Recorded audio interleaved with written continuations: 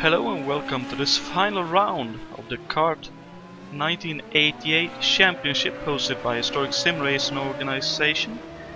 Coming to you tonight from the virtual Miami and the Tamiami Park, I believe it's classified as a parkland circuit. And we have a very thrilling situation in the championship hunt with three drivers still in the hunt for the championship. 7 points separate them, and winners takes all, so all to play for. What do you say, Jason? It's really, you couldn't ask for a better finale to the championship. This is a track that I don't think too many people are huge fans of. It qualifies as a temporary street circuit. It is dead flat. You're not going to get any help from camber here and there, and there are tire barriers in the runoff areas. You don't give a damn about the close championship. But the stage is set for a really amazing fight. We've currently got the top three. Well, not quite. We've got Grant, best time so far, then David Yunt, and then we got Jacob Fredrickson fourth. So you got the three people who are right up there for the title fight, in the top four. So stage looks like it's going to be set for a real knockdown dragout, and the point that you get for the pole position and the point for the most laps led, I mean, those two have never been more critical. That is indeed the case, and I've put up the championship standings as they are, with Jacob Fredrickson in the prime seat on 139 points, but only 3 points ahead of David Yunt after Jacob retired in the last round at Laguna Seca, where David finished second, and Grand Ridol got everything he needed and a bit more, with pole position, most laps led, and a win. 7 points behind Jacob Fredrickson on 132 points. And then I think Jan Kowalski is probably set to finish fourth on 93 points. And looking further down, I'm not entirely sure, but Martin Asina at the moment is lying fifth. But for us watching, I'd say everything is about the three-way duel for the championship. Yeah, clearly that's what everyone's going to be tuning in for tonight. I'm not a betting man, but if I were going to put money on somebody to win the championship tonight, I'd probably put my chips on Fredrickson. For the following reasons.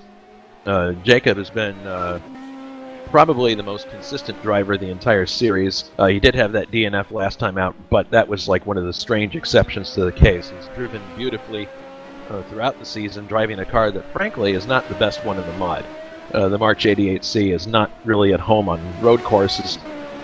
It's much better on ovals, so he's driving a car that for a bulk of the season is not the most ideal one, and doing very, very, very well. And in situations where he was under a lot of pressure, he managed to respond to it very well.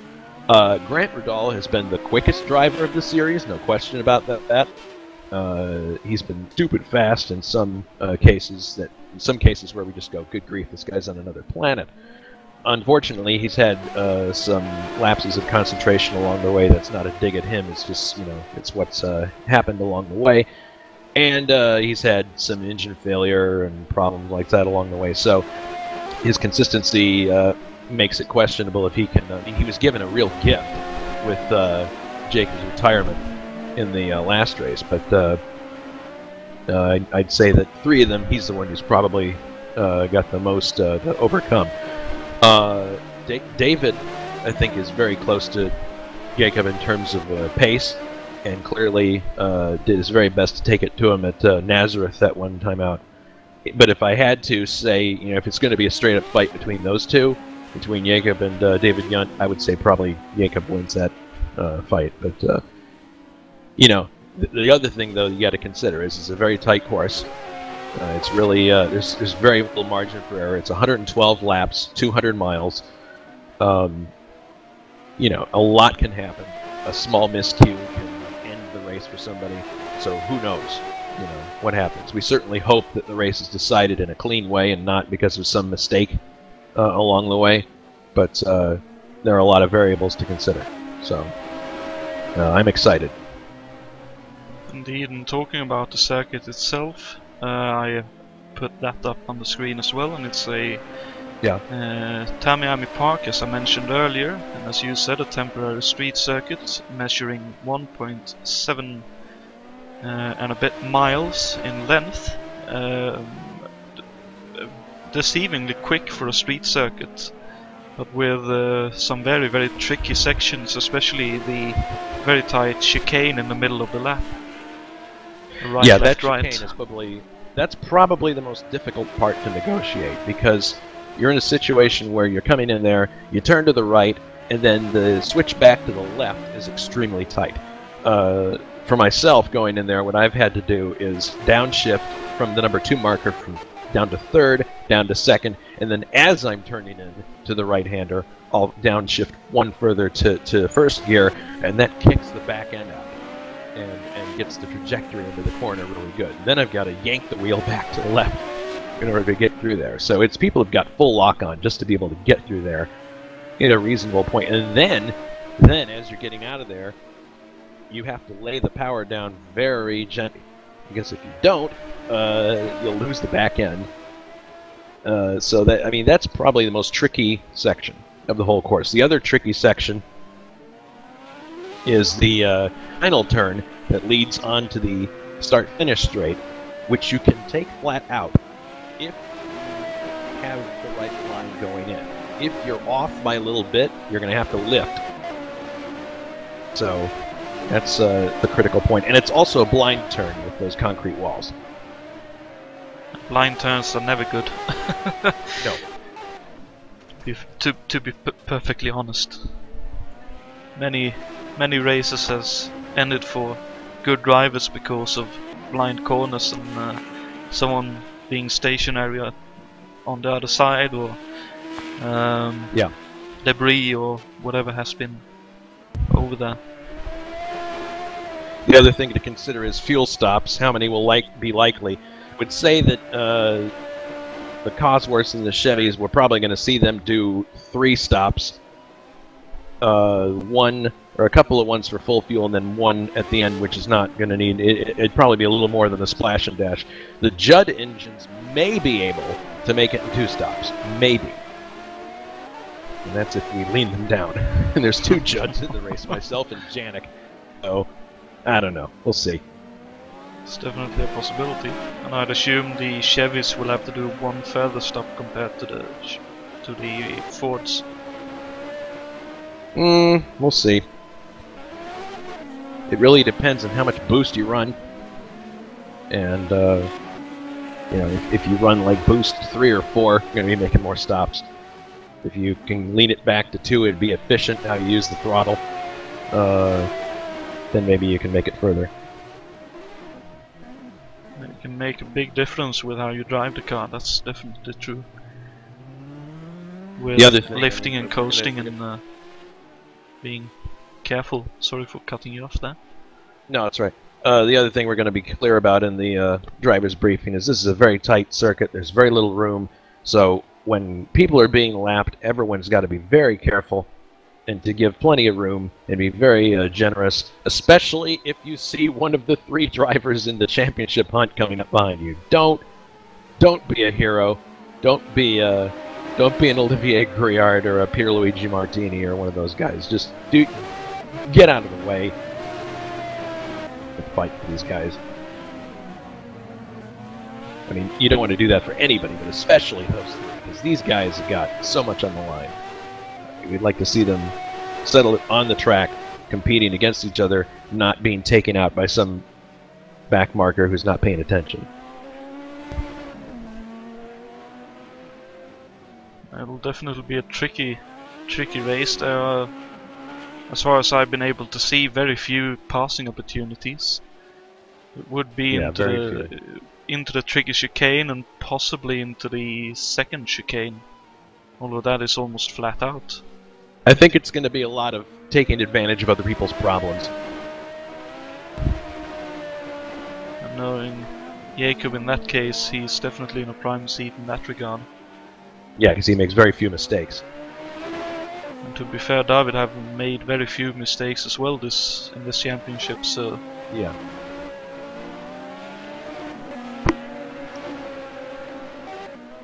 I mean, ideally, Grant right now is looking at a pole position. We got 15 minutes to go if he can hold that pole position. But if he, he's definitely one of the quicker drivers, if not the quickest driver in this series. If he's able to get out front and run away and be a rabbit, he could force an error by David or by Jakob. And they've got Martin Lacina right behind him, who's also a very quick driver. Hasn't been in the hunt for the championship, but has proved to be very quick when it counts. So it's going to be a it's not like they can hang back and wait for a pit stop and hopefully get an advantage there. Indeed, and I believe Jan Kowalski is in this race as well. And, yes, he of course won the final round of the F1 1991 championship at a wet Adelaide. Yeah, which in itself is a remarkable effort, considering that was a one-off drive for him in one of the McLarens. Mm-hmm. Yeah, he made several errors along the way and was able to recover from them. In fact, he went off the track on lap 1 at one of the runoff areas and was able to recover. And there were a few other instances where he spun and still won the race. So pretty amazing. I wouldn't count him out today, doing well. That's exactly what I was hinting at. And David Yates is in here as well, and Rob Swindells is back in the championship for the final round. Yeah, good to see Rob back for the end of this series. It's definitely nice. Yeah. He was battling with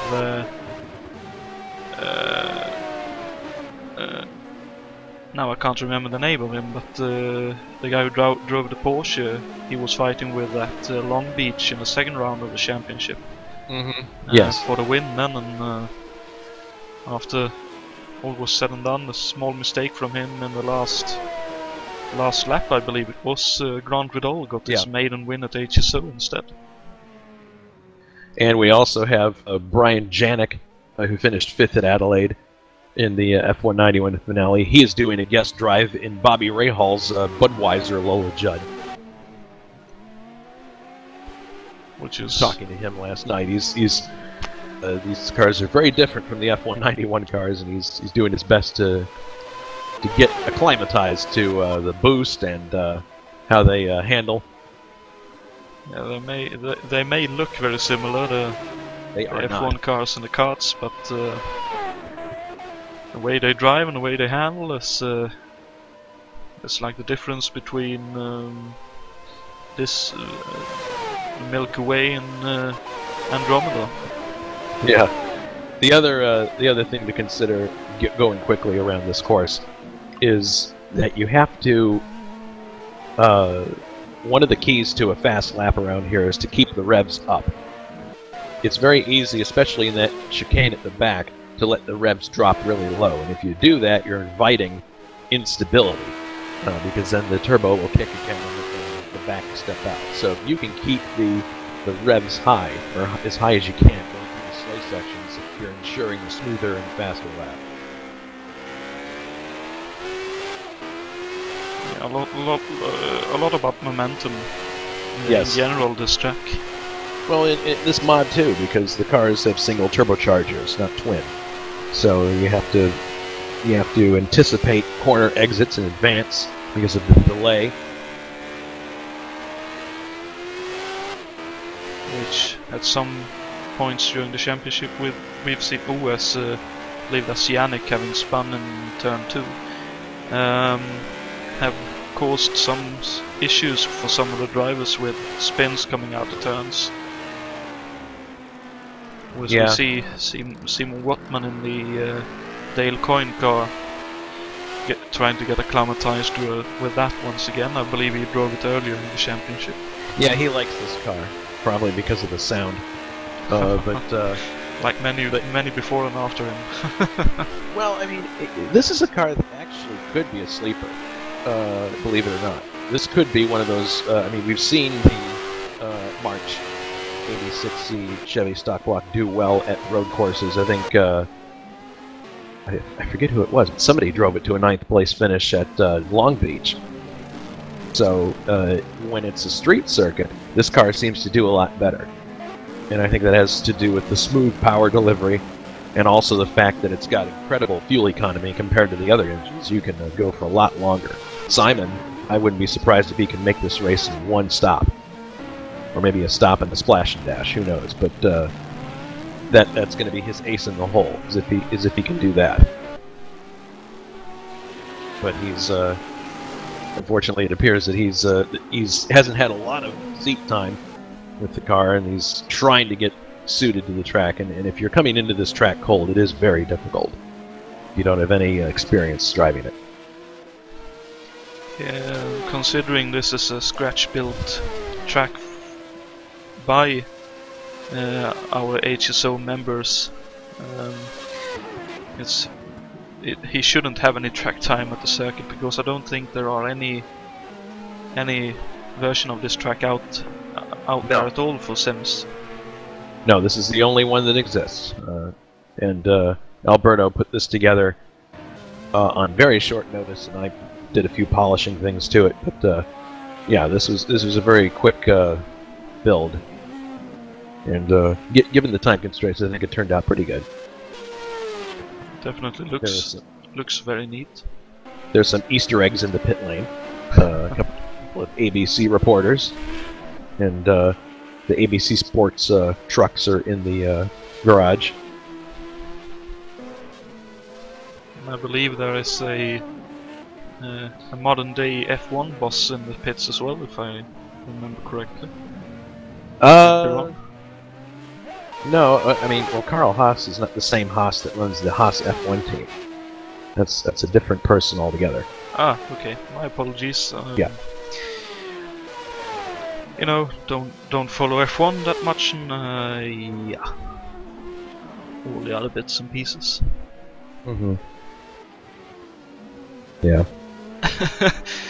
Now I appear as a complete stranger to everyone, I think, but no, I mean, I don't watch modern F1 either. I mean, you could be, I just happened to realize that. Oof. All right, so we got about 7 minutes to go. We're actually closer to 8. I'm going to take care of a few housekeeping issues and start to get my office in order for the race. But I mentioned this on the forum, but I wanted to mention it here in the broadcast as well. Jonathan, we really appreciate you broadcasting these races during the year. Oftentimes with no one else in the booth with you, and with a lot of other things on your plate in your personal life on weekends. So we realize that it's difficult at times to do, and especially a series that you're not instantly familiar with. Getting familiar with it is another thing too. So we just want you to know that we really appreciate the work you've been doing very much, and it's enhanced the experience for everybody. Thank you very much. That's very nice to hear, and hopefully we'll go out this kart year with a bang. Hopefully, yes. Well, not literally, but with a ding-dong battle. Or a few. Yes. So best of luck for you in the race, and hopefully talk to you after the race and not during. Okay. Take care later. Talk to you later. Yes. User disconnected from your channel. So that's Jason White heading off to get ready for the race himself.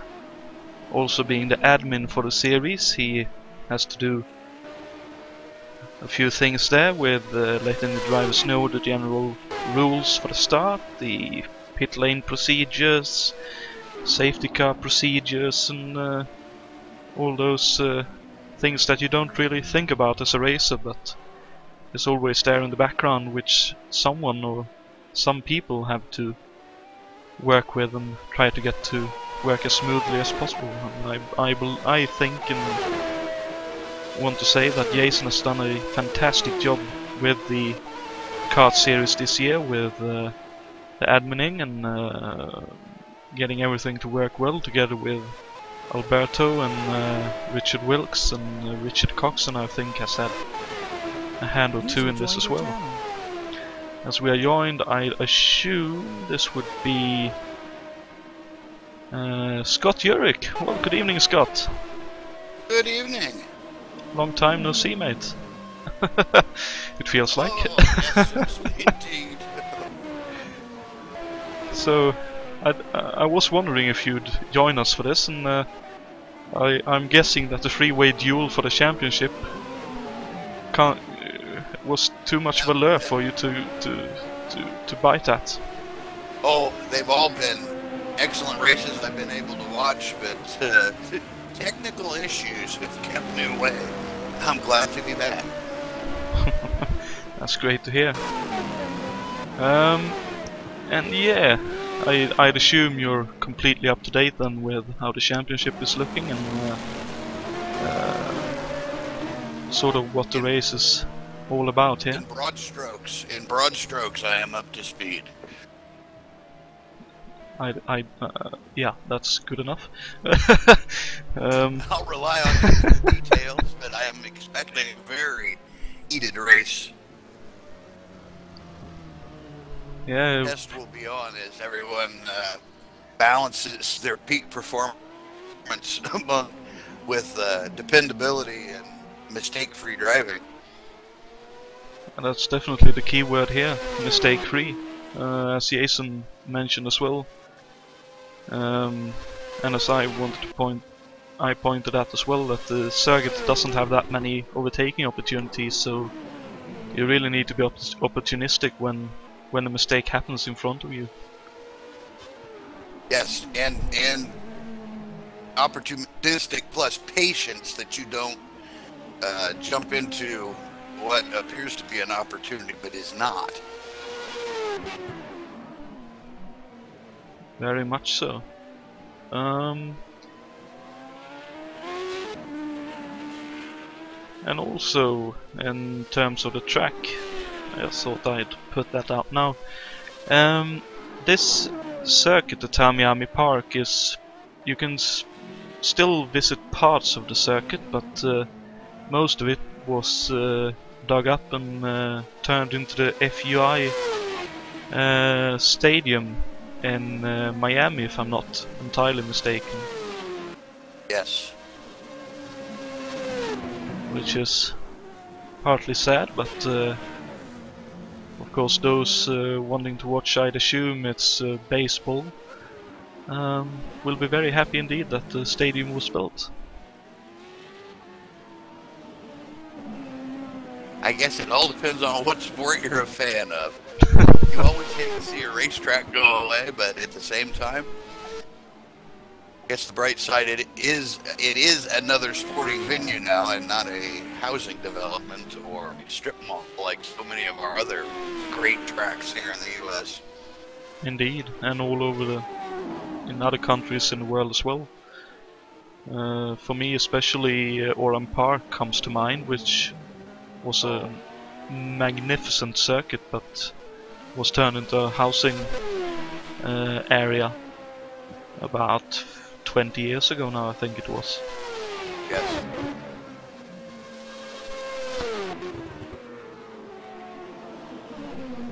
Mick Chapman was stretching it all the way for a qualifying effort. Went up in flames just after he crossed the line. Ooh. That will have been an expensive qualifying try then. Yes. So let's see, 23 drivers on the server at the moment. That's very nice to see. I think that's about the same we had at Laguna Seca, so the championship has held very well in terms of drivers turning up as well, which is absolutely fantastic. Yes, it has. There have been very, very few courses that had any unoccupied cars left available by the time the green flag rolled around. So yes, it's a true testament to the quality of the mod and the venues provided. Indeed. I see 35 seconds now left of qualifying. So let's get back to the track action as Grant Vidal has set a blistering lap time of 58.4. A full 3/10 quicker than David Junt. Top 5 was covered by 3/10 earlier. OS David Junt has a moment trying to improve his lap time, and that's his run over. Jakob Fredriksson looks to have had his run as well. So it's... Yeah, I've been watching David Junt for a few laps, and I believe he's of the mind that he has a safe qualifying position. He was driving it past the limit just to see if he could, testing what he could get away with, perhaps later in the race. But as you test beyond the limit, then of course start shedding parts against the wall and so forth. Indeed, and with it being a street circuit, the walls are very, very close to the track indeed. Yes, they are. And the nice part is they aren't totally up against the track, but there's very, very little runoff left if you do go wide and find the grass. And of course, as most of us watching are familiar, you touch the grass and you might as well be skating on ice. Indeed.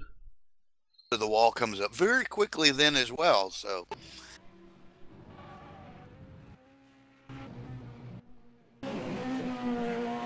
Yeah.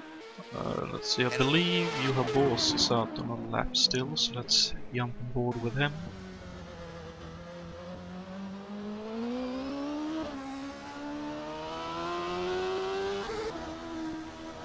Possibly.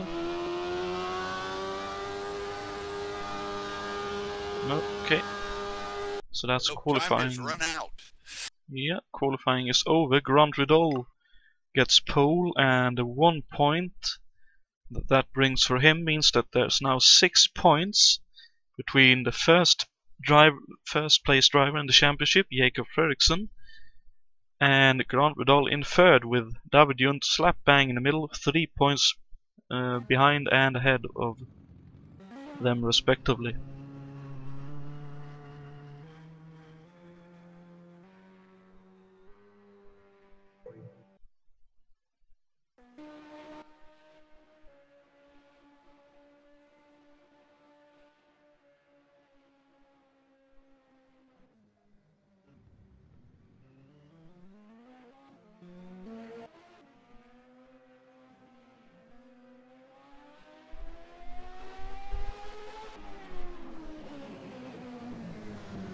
I believe, since we have 2 trivia questions to throw out before the race starts, we'll take the first one, which will not be, as Jason mentioned earlier, kart related. It's instead floorball related, in honor of me broadcasting the whole series, more or less. I did miss the one round at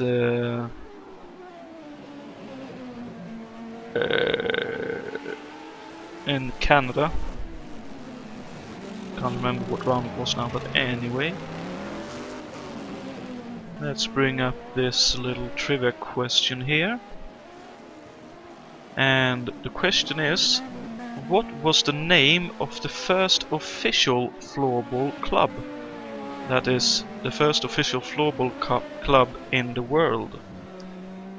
Was it A, Sala IBK? IBK stands for Innebandy Club, which translates to floorball club. B, Örebro Innebandy.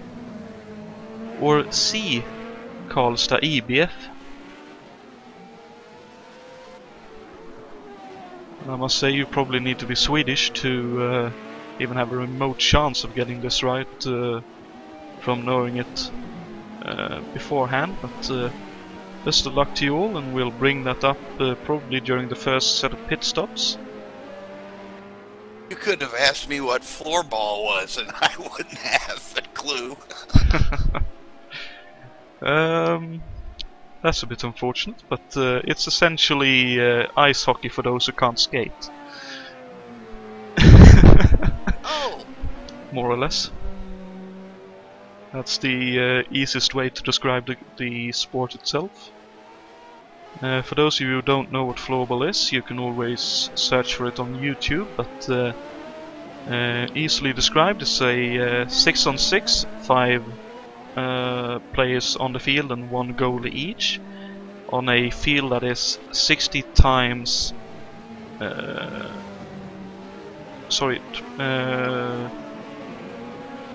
oh god, 1/60th of a...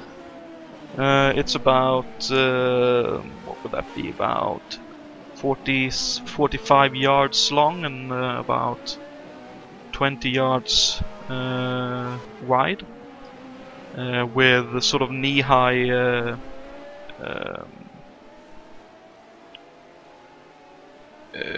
now I don't know. Now I can't remember what that is in English. But in ice hockey, you get tackled against it. Oh, a shin pad. No, The walls. yeah, Walls the around wall, outside. the plexiglass and all that. So it's about knee high of that, and about, what is it, 1.5 times 1.5 goal. That's meters. Big goals, and it's a very speedy sport. Sort of like an inside field hockey. Yeah, you could sort of say, yeah. I think that's a good description. Ah, thank you. I could actually do this since we are, so that at least, well, I can actually post it in the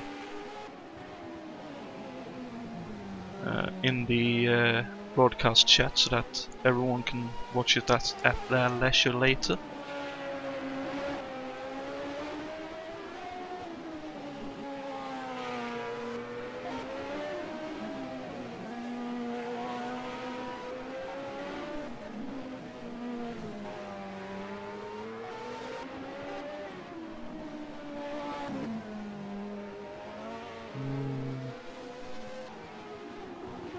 Let's go for that one.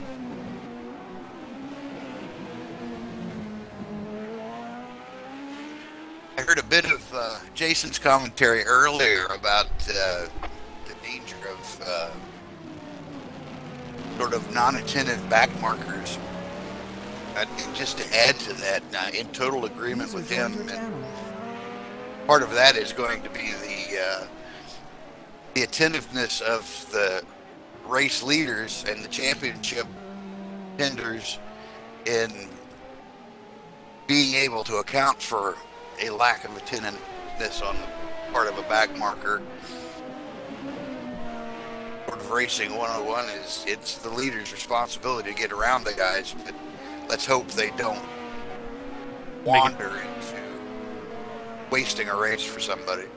I was going to say, make it that they don't make it more difficult than it has to be. That's true, yes. And we are also joined by Alberto Ibañez, who put this track together for us to race on in the final round. Welcome, Alberto. Or good evening.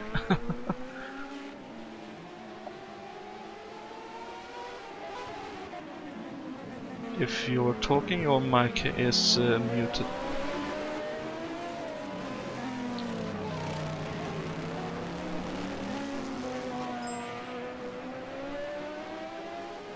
Okay. Alberto will be back in a moment, so...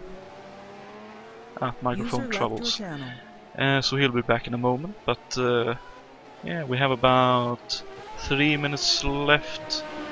And the warm-up session looks like Åcerclinth is right on the pace in race trim. Sitting in second at the moment in the Skull Bandit sponsored number 98.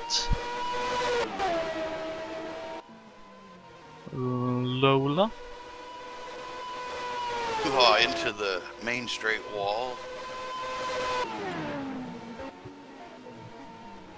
Ooh, that looks like a pretty hefty hit as well. Oh, it's the turn 1 trying to take it flat. Wrong trajectory, and that's a heavy impact with the wall. Hopefully we won't see too much of that during the race itself.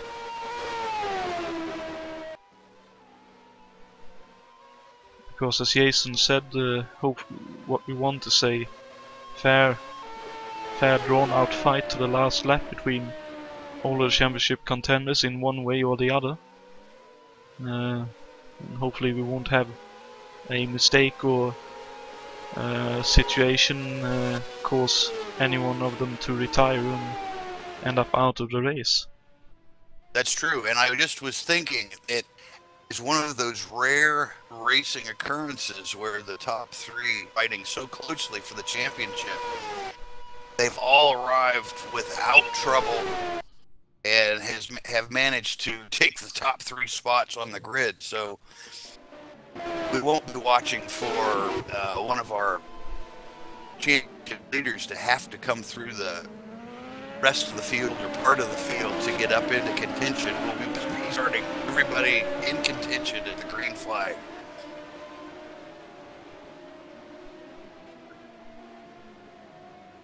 Yeah, we will, and that will certainly spice things up to the most extreme it could probably be spiced up to.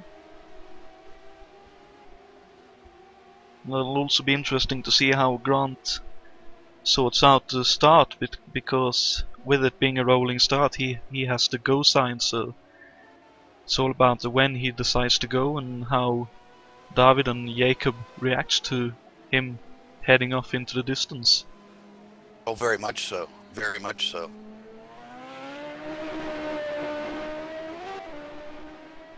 That certainly will give him the advantage on the start, and I'm sure the other 2 contenders will be fighting hammer and tong to make up that difference on the first few laps. But luckily we won't have that advantage will go away because there won't be any green or any yellow flags. So that will be Grant's one-time golden ticket to maybe get a couple tenths. So, I think it works now. Yep, it does. Welcome, Alberto. Thank you for joining us for this final round. My microphone seems he just died, so I had to go and steal the one from my son. Ah, too bad for him. No, I was employed. Okay. Too bad for him, but good for us. I must say you've done a fantastic job with the circuit, mate. Looks absolutely fantastic. Well, thank you. There's always many more things that you would like to add, but there's a point where you have to quit. As David Saber said, I really like that one when he said mods are never finished. You just stop working on them. Not true. That definitely sounds like a true fact. Attention grid, all non-essential personnel leave the grid now. I'm going to join now also the server as spectator and have a look, because I think we're about to start the race. Yeah, the race is about to get underway. Bruno has left the room. Oh dear. Problem rectified before they roll. Well, we'll know in a few moments' time what they decide to do.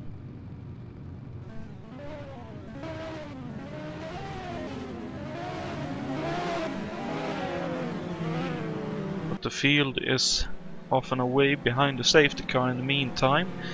And Grant Goodall took pole position and gained a point with that, bringing himself within 6 points of the championship lead, and making it 6 points between the lead trio in the championship. Second on the grid is David Junt, lying second in the championship, and Jacob Fredriksson, leading the championship, lines up third. And if they finish like this, I do believe Jacob takes the title, but that's mental arithmetics that I hope we'll get to grips with as the race goes on. 4th is Martin Lassina with 5th for Yves Placé. 6th for I believe it has Brian Yannick in Rob Swindells in the SDP car. 7th for David Yates, and 8th for Jan Kowalski, 9th for Ray Riddle, and 10th for Richard Wilkes. 11th for David Saber, and 12th for Mick Chapman. 13th for Brian Yannick, and 14th for Juha Boss. 15th for Adam Hackman, and 16th for Michal Janak. 17th for Dana Schurer, and 18th for Jon Team. 19th for Raul Jereb, and 20th for Jason White. 21st Jari Brupacher, 22nd Jason Whited, and 23rd and last Simo Wattman. As we are about to head to the green flag, as the safety car pulls into the pit lane. A little bit of argy-bargy towards the back. Really dangerous first turn here. Oh, it'll be indeed. It'll be a real stonker, this. As they are coming up to the line, and the green flag is and the green flag flies. Jakob Fredriksson looks up the inside. Oh, a bit of an overlap. Oh, he almost runs into David Junt. David Junt is wide and loses a position to Jakob Fredriksson, possibly to Yves Placé as well. Jakob Fredriksson going up the inside and going into the lead. Jakob Fredriksson goes up into the lead in turn 2, holds the inside into turn 3, and holds on to the lead here. Oh, I said, in turn 1. Oh, he did indeed. Oh, Martin Lassina looking up the inside of Yves. Someone was close to him.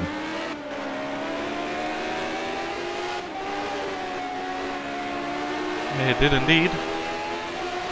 And Grant Riddle knows that he has to win the race if he wants to win the championship, so he doesn't want to stick very long behind Jakob Fredriksson in case he can break loose and get a gap from them. Indeed. Let's see, this is probably the best part for passing in the track. Let's see what happens here. Oh, on the outside. On the outside. Oh, they make it. That's a really risky move. Oh, and Jakob looking up the inside. That's a brilliant move from Grant there, but I think he glassed the wall. Jakob. No, I think he avoided it. Not sure though. Maybe 11 is that? Possibly. But Grant takes the lead, so Jakob didn't quite get to lead a full lap. So Jakob is 2nd, Junt 3rd, Placé 4th, 5th for Lassina, 6th for Rob Swindells, 7th for Jan Kowalski, 8th for David Yates, being under attack from David Saber, who's in 9th, and rounding out the top 10 is Ray Riddle. Ooh, Saber gets really close to hitting the tire barriers in the back chicane of the circuit. In this position, Jakob Fredriksson will be champion, because both Grant Riddle and David Junt need to win and hope for someone else to fail. But in the case of Jakob, he can be 1st or 2nd, and of course he would even be lower depending on where the others score, because he's the championship leader. But as things stand now, Grant Riddle has to hope that someone will be able to overtake Jakob. If they would finish like this, then Jakob is the champion. And you can see that on the track. Jakob seems to backed off. He's not fighting as hard as he could. Looks like he's just maintaining a nice gap between Riddle and Junt. Will you say that? Yeah. He locked up into the chicane. I think Riddle is maybe, on one hand, he is obliged to win, that's obvious, and he might want to have a gap.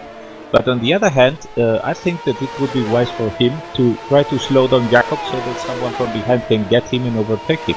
If he's able to break away while leaving Jakob fighting with someone else, that would be magnetic for him. I don't think that the best strategy for Grant at this point is to build a big gap, because with that he loses control of what is happening behind him. In the meantime, Jan Kowalski got really close to crashing in the last turn, technically the last turn of the circuit on the start-finish run. He hit the inside wall, glanced the inside wall, and just about managed to avoid outside barriers. That looked really close, and they are in a neat little battle here. Rob Swindells, Kowalski, and David Yates. Well, Yves Placé is in a very nice spot, and he is already getting close on David Jones. Yves has nothing to lose. He is now he's reached some races to this Lola Cosworth from the Lola Duke that he was using so far, the car from Bobby Rahal. And now he is in this new car, and I think he's enjoying it. He's doing very good lap times with it, and it's starting to put some pressure on David Jones, who just slid and glanced the wall. When he's trying to hold on, maybe even a little bit of contact on the turn-in, but Yves Placé gets the position up into third. So we unfortunately lost Scott Urick, but hopefully he'll be back. But wow, that's a really opportunistic move from Yves Placé there, and a very uncharacteristic mistake from David Junt. And Jakob Fredriksson so far in the 4 laps that we have covered has been increasing his pace steadily from 101.5 to 101.2, and now he is in 100.8, but that has not been clearly enough to shake off pursuers like Yves Placé, who is now coming close on him. Looking at this, Yves Placé wants to win here, because he was attacking the last chicane of the lap like it was about his own life. So. And meanwhile, Grant Riddle managed in the previous lap to go below the minute in 59.9 seconds. But in this next lap, either he made a small error or he's slowing down, as I predicted, in an attempt to have some control over the race. That's definitely a possibility, and we do know that he's blown an engine earlier in the year, so it could be that he's very careful with that as well. As we can see, riding on board with Yves Placé here is taking a lot of inside of the track on the last chicane of the lap, and he is definitely close enough to mount an attack on Jacob, and I think this may be the cat amongst the pigeon situation, with Yves sitting in third here and looking to go by Jacob as soon as he can. He seems to really have that knack at turn 1, because each time they go past that, he gets closer together. It looks like he is really quick everywhere except for in this particular chicane, where Jacob has pulled away coming out every lap so far that I've been riding on board with Yves.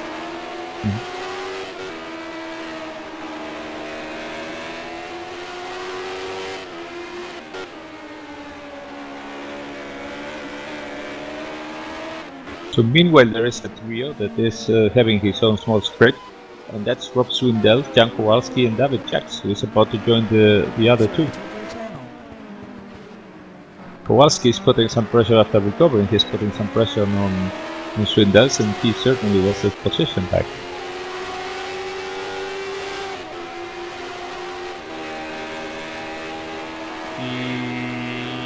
Yeah. So we have Scott back in the booth. That's great to hear. Yes, thank you. We have another little group battling as well. It's John Team, Jason White, and Adam Hackman. Whereas Jason White, has a bit of a look on John Team going into the last turn of the track. Not quite placed to go up the inside. I think it's Raul Jared. My apologies, I misidentified the car. It's indeed Raul Jared. Both cars are painted almost always the same. So. Raul's car has been white in the last few rounds, so that's why I misidentified it, I think. Oh dearie me. Oh, as Jason White goes off. Jason White locked up going into the tight chicane and lost out to Adam Hackman.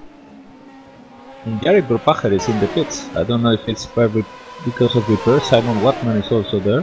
Looks like it should be for, well, Simon Wattman should be for the pass, I'd assume, and so too Jari.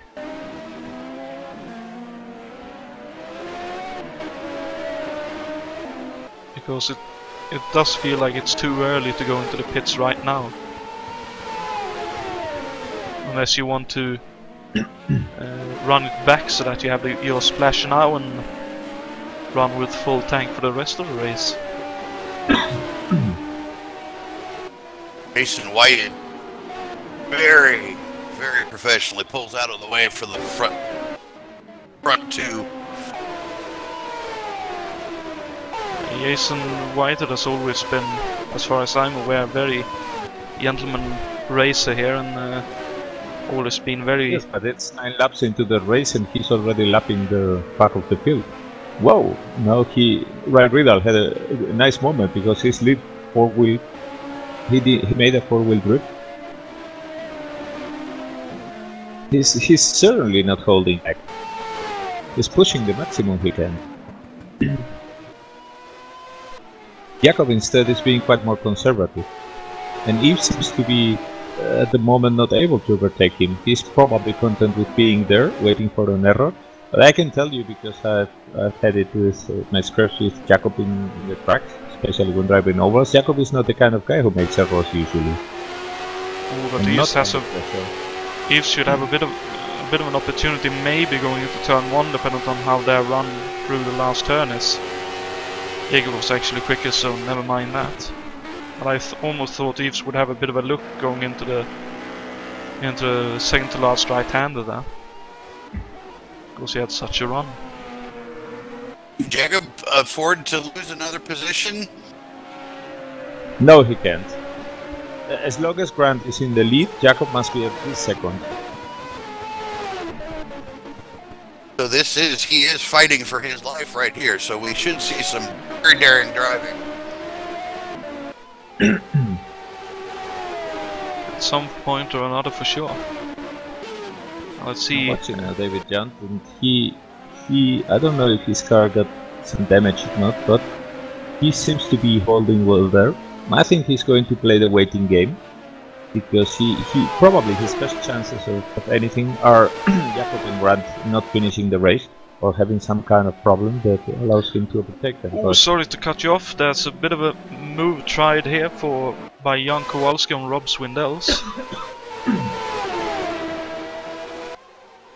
Yeah, he's trying to overtake Rob Swindell already for some laps, and David Jacks was with them, but now he's lagging behind.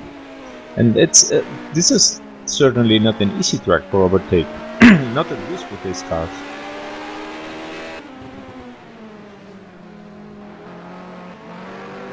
Kowalski really leaving 2 nice rubber and powering out of the corner. He really wants to overtake. He knows he's quicker, and it looks as if Ross Swindell is actually holding him. This is a very desperate situation. Test your patience.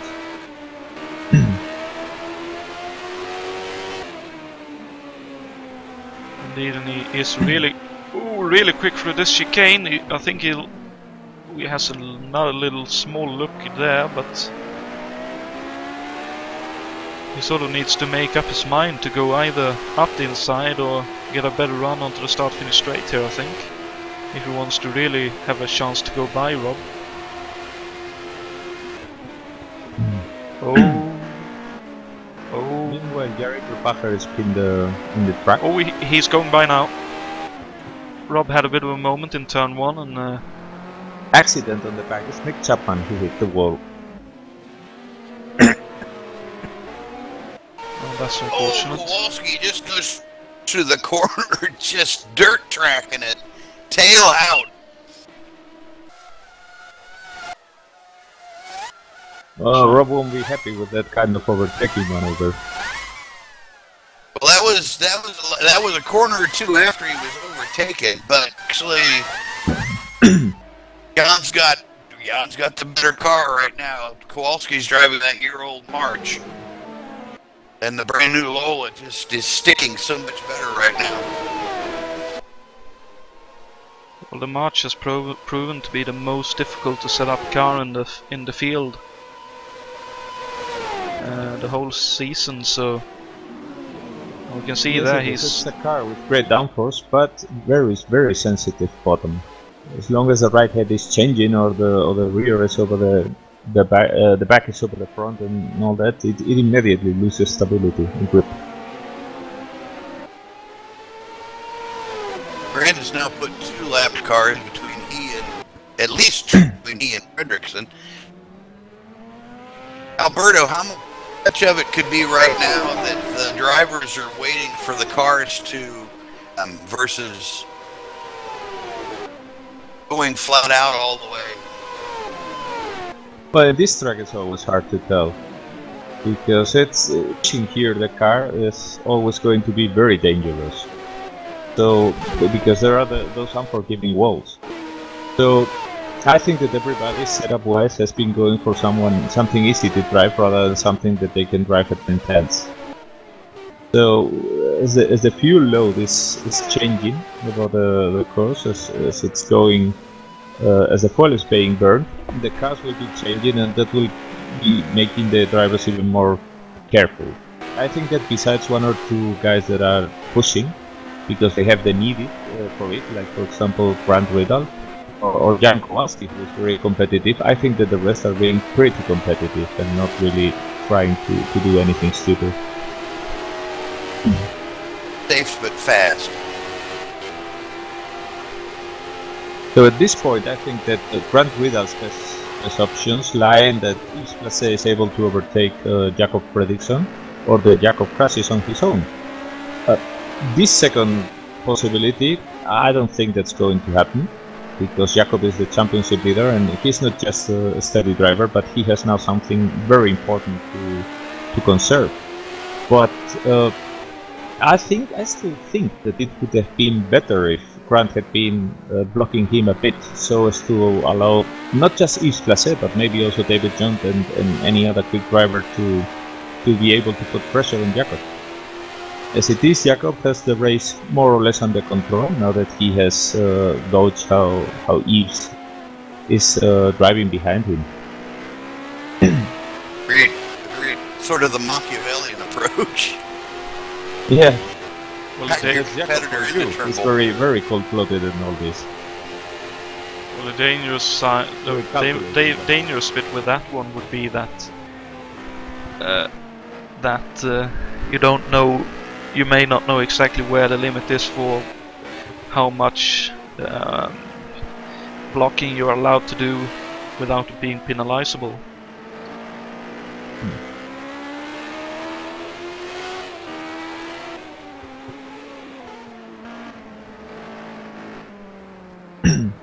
So that may be why he decided to go for the all-out approach and try to build a gap instead. I think there's something to be said for that. Grant's basically doing all he can do right up front, and he's just realizes he has to hope for a mistake or that he gets a little help from behind from some of the other drivers. Because I don't think Grant does anything less than 10/10. Yeah, that's the problem. He's just taken a lot of risk, and yet he's not winning the championship. He would be doing it if he was forcing Jakob to suffer pressure from the drivers behind. But if Jakob continues to be that comfortable while driving, then it's very likely that Grant is going to lose it here. Well, it's very difficult to say. It's you definitely have a fair point, but in the last lap here, Yves has closed in a couple of tenths, 3 tenths maybe. So yeah, but he's unable to overtake. He's also waiting for some mistake from Jakob. And I can tell you, I'm looking at Jakob's lap times, and he's been going around the track like a clock. In very steady 1 seconds, always between the 1 second 0.5 and 0.7. So it's Yves who is going quicker or slower as the situation is in front of him, because Jakob is doing it very steadily, which leads me also to believe Yet Jakob clearly is not pushing 10 tenths. He's happy to have Yves behind as long as he has control of the race. We just don't want to do what he did in turn 1 too many times. He locked up his inside right front tire and went very wide as Yves makes a slight mistake, takes a bit too much curb and catches the inside of his front wheel on the curb and gets a bit sideways. Loses out a little bit of time. Yeah, but looking for example at the laps from Yves Placé, he has been already under 1 second, which Jakob hasn't been yet. But the variation in his lap time are even 0.8 of a second. So he's also not comfortable behind Jakob, but he hasn't the chances to pass, which is why we are looking at this situation right now. Yes, Fredriksson has definitely picked the pace and is sticking to it, just absolutely. See how he does getting around Juha. Juha steps aside. Yeah, but he did it very cleverly and put now Juha between Yves and him. Yes. At this point, at this part of the track, which is not exactly the easiest to overtake. Yeah, there you see it. Even if Juha did his best, Jakob gained there a good amount of time, and that's what also makes him a very good driver at ovals. Not just because of his ability to go quick, but in ovals, as you know, the best drivers are the ones who read the traffic better. The ones who are able to make use of the slower cars as a kind of mobile chicane for the people who are pursuing them. Jakob did it very cleverly. He's a very calculating driver, and this move with Juha has gained him 0.8 of a second with Yves. There's another couple of left cars ahead. I believe that's Raoul Jereb, possibly. Yeah, wait a moment. Grant Vidal is in 5th. Yes. He has pit. I just noticed that on the scoring monitor. Whatever happened here? He's been in the pits already. So he back is? up. Maybe he Wow. burnt the tires off. Maybe. Or he's burning fuel like there's no tomorrow. And that's why he's going all out. Well, in this case we know there will be no yellows, so maybe he calculated his strategy and thought that this was going to be the quickest way around the track for the full 112 laps. Well, perhaps yes. Or he took the NASCAR approach and he worked his pit sequence from the end to the start. Yeah, that's what I was hinting at with when Jari Brupacher and Simon Watmore was in the pits, that they could possibly be doing that, but this is a very interesting development in this race. Already retired with accident. Grant's a little loose through turn 1. Oh, someone's on the grass now? Let me check. Someone's put in the grass.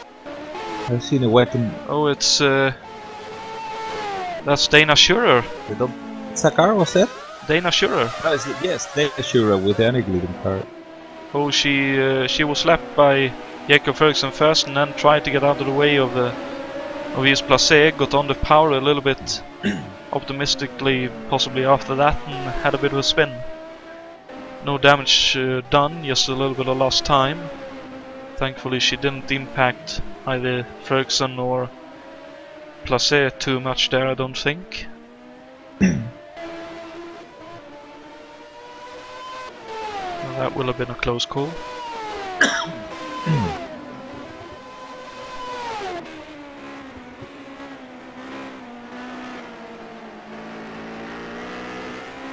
So Grant is still in 5th.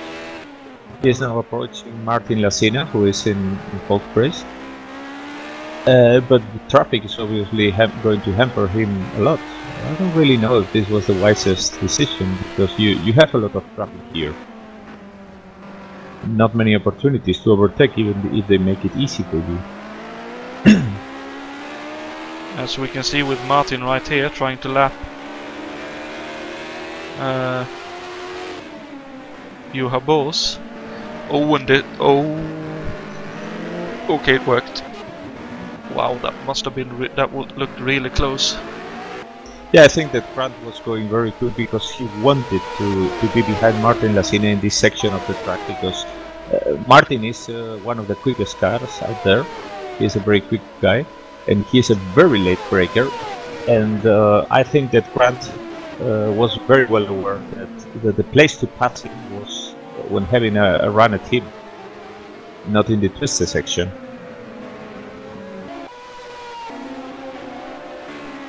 So the speed difference may actually indicate that Grant is able to pass anywhere.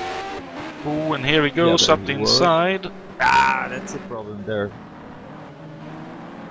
I think that Martin was not blocking him. I think that Martin was being gentlemanly in that he knows he's not willing to interfere in the championship fight.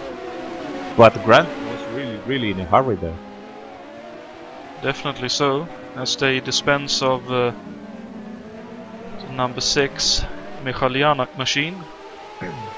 Jason White also gets out of the way down the main straight. And Jakob continues to lap steadily, no pit stop for him.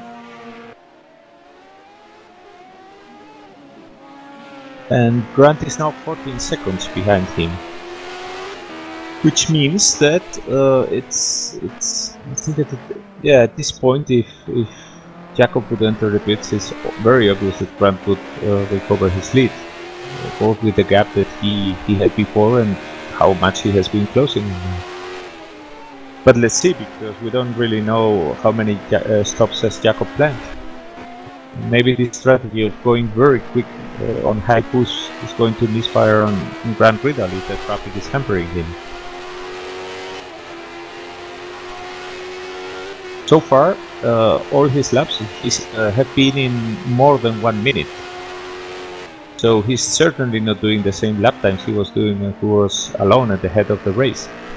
His lap with pit stop was 1.21. So it's about 20-21 seconds what a pit stop takes here.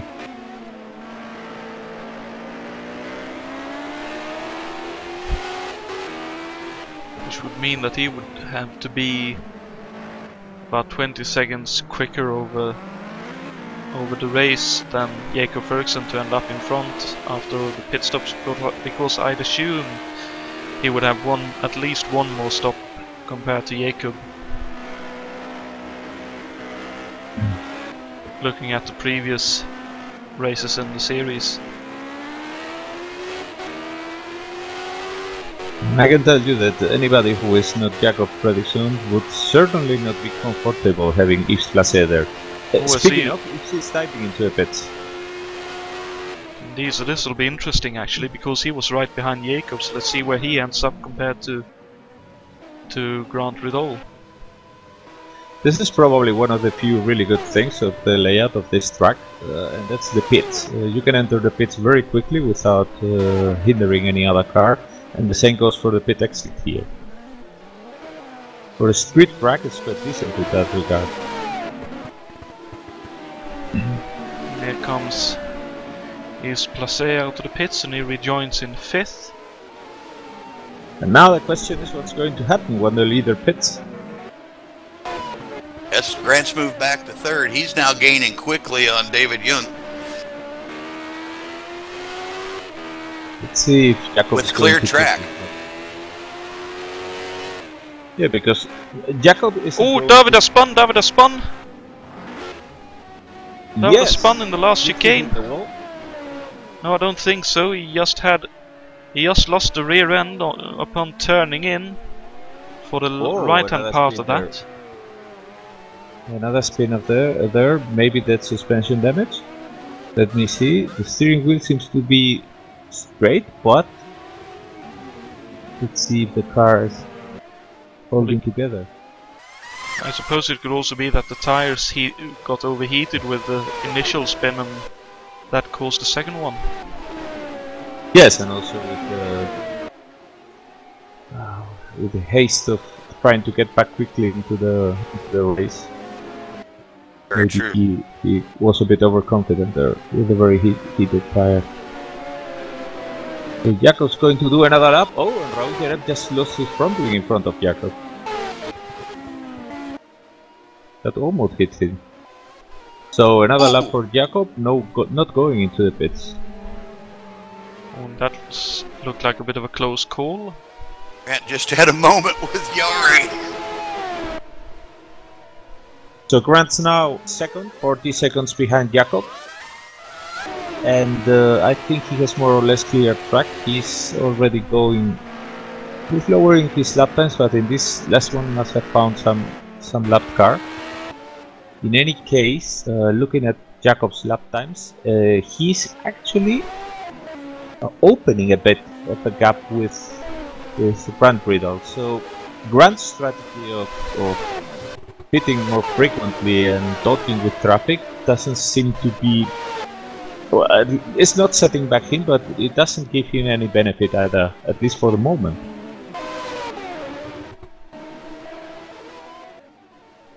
Now Jakob, obviously without Yves Placet behind him, is lapping at his own pleasure.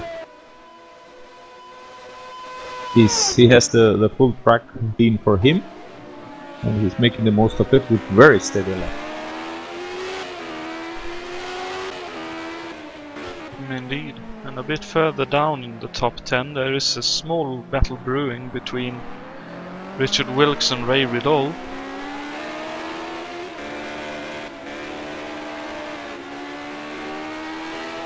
Which is nice to see that. Well, David Jacks is also putting some pressure on Jan Kowalski. Oh, I saw. He's getting ever closer now. Indeed. Oh, and a bit of a moment for Yari Right, again, Riddle I think. Wilkes is... Oh, right, Riddle is diving into the pits. That moves Richard Wilkes one position up. Oh, Master Physics Mother, the guy who did the physics for the cars that you're seeing here. And who will be delighting us with Formula 171 and Can-Am 71 next year, which I can tell you are amazing cars. I invite everybody when they are available to test them and compare with the classic Formula 1s you can find in any other things, and you'll see. I will take your word for it, because... Oh, someone has lost a wheel here. Whoever would that have been? Oh, Jari Bupasjö is outside. Assume he lost a wheel indeed. Accident, yes. Oh dear me.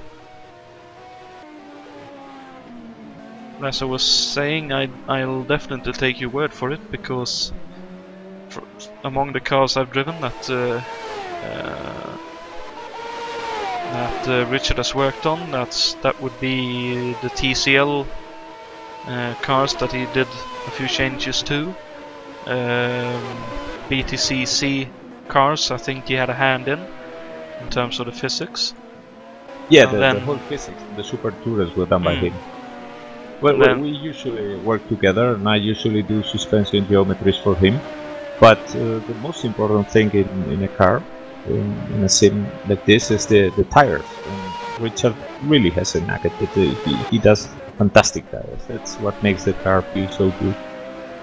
Yes, the Can-Am cars are looking fantastic in terms of tires. Even the suspension, but the huge power in those things. Going to bring a whole nother aspect into the driver's decision process for strategy and tactic. Well, even more powerful were the 1937 cars with those bicycle wheels. Oh, yet yes. People were able to drive them. So David Jacks is also in the pits now. So no chance for him to continue putting pressure on Kowalski, who is on the track still. Indeed, Yves Placet has caught up to David Junt here. As Jason Whited makes a lot of room in going into the chicane. And again, Yves uses a lot of the track and a bit of grass as well to try and get the runs he wants, but clearly David has either lower wings or a lot more power behind him. In that, I don't think that there are many people running low wings here. Because at this track, 3/4 of it is about grip and even more grip. And yet, you are continually wheel spinning if you put the throttle to the metal.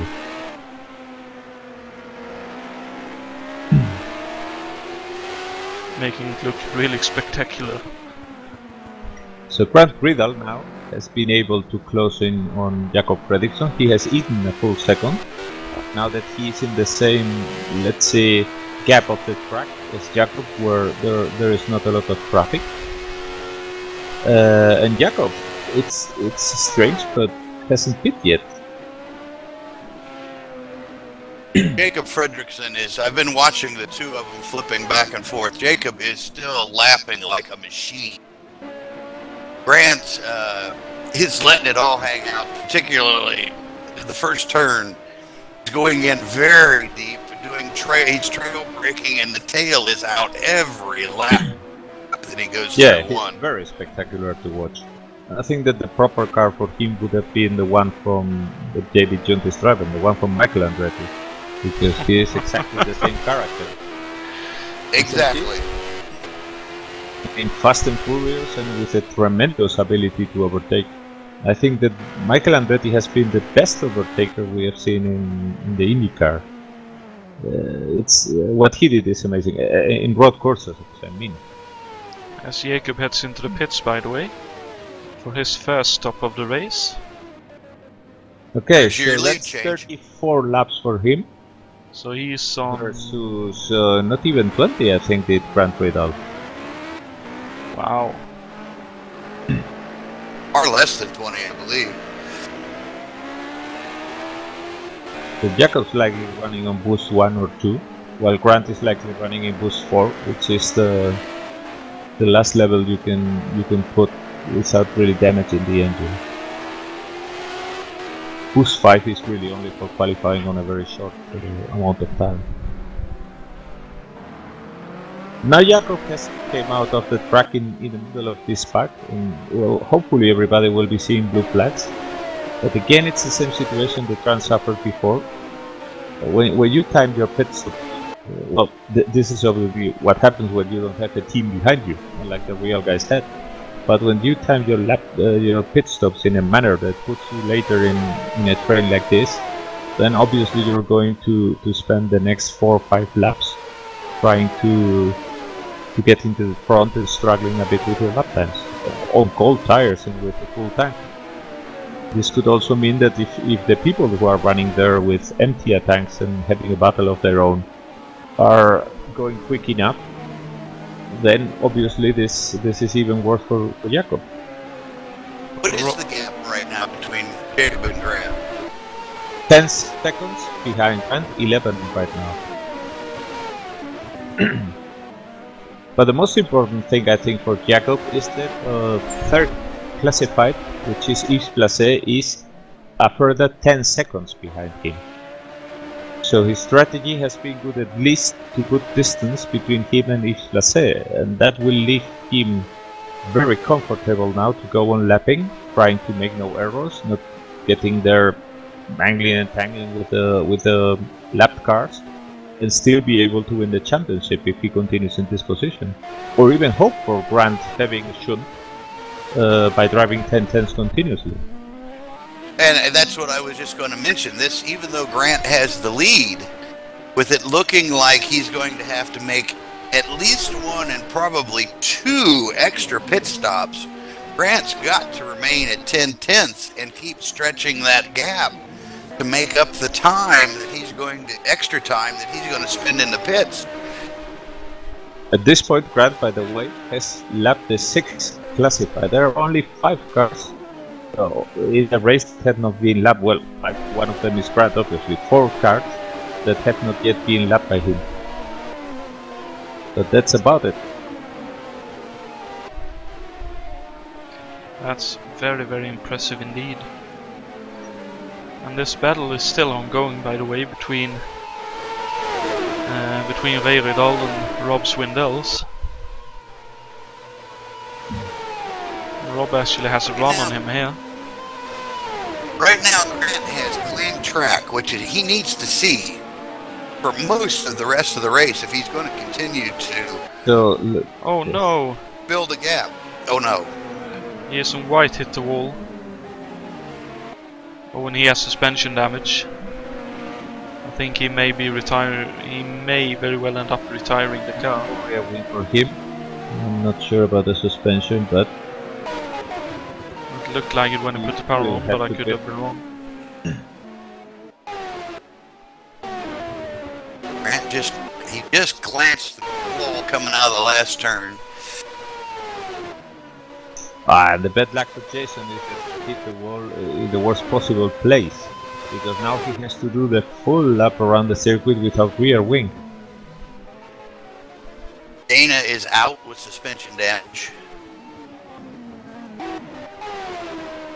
Oh, Grant Yes, goes he is. deep. I think I felt comfortable here in the track. Oh.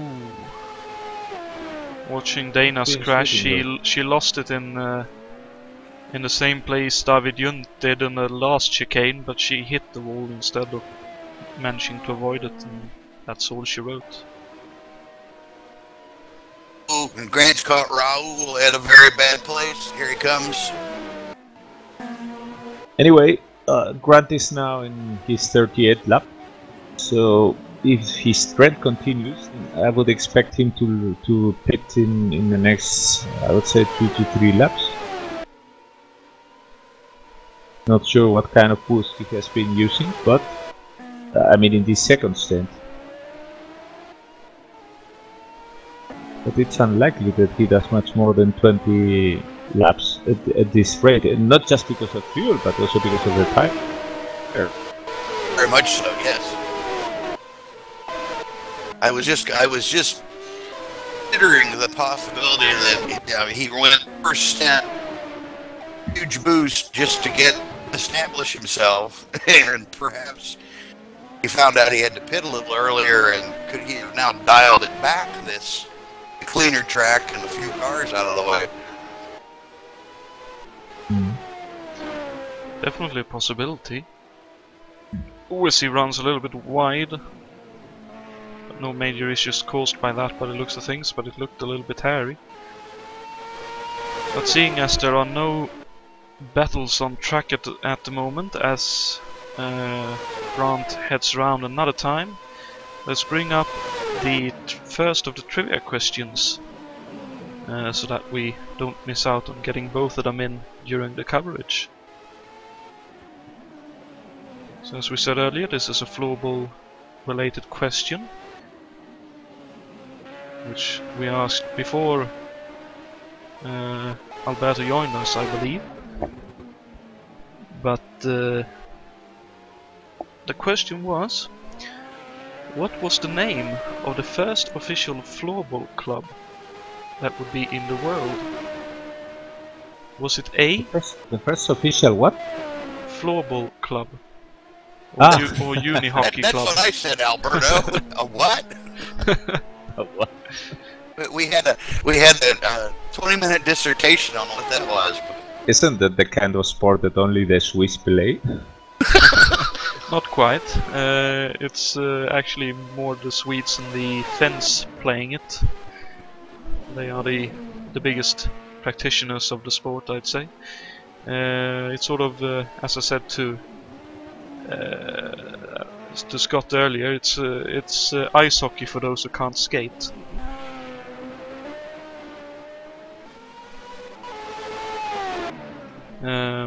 But the options was A. Sala IBK, B. Örebro innebandy, or C. Karlstad IBF.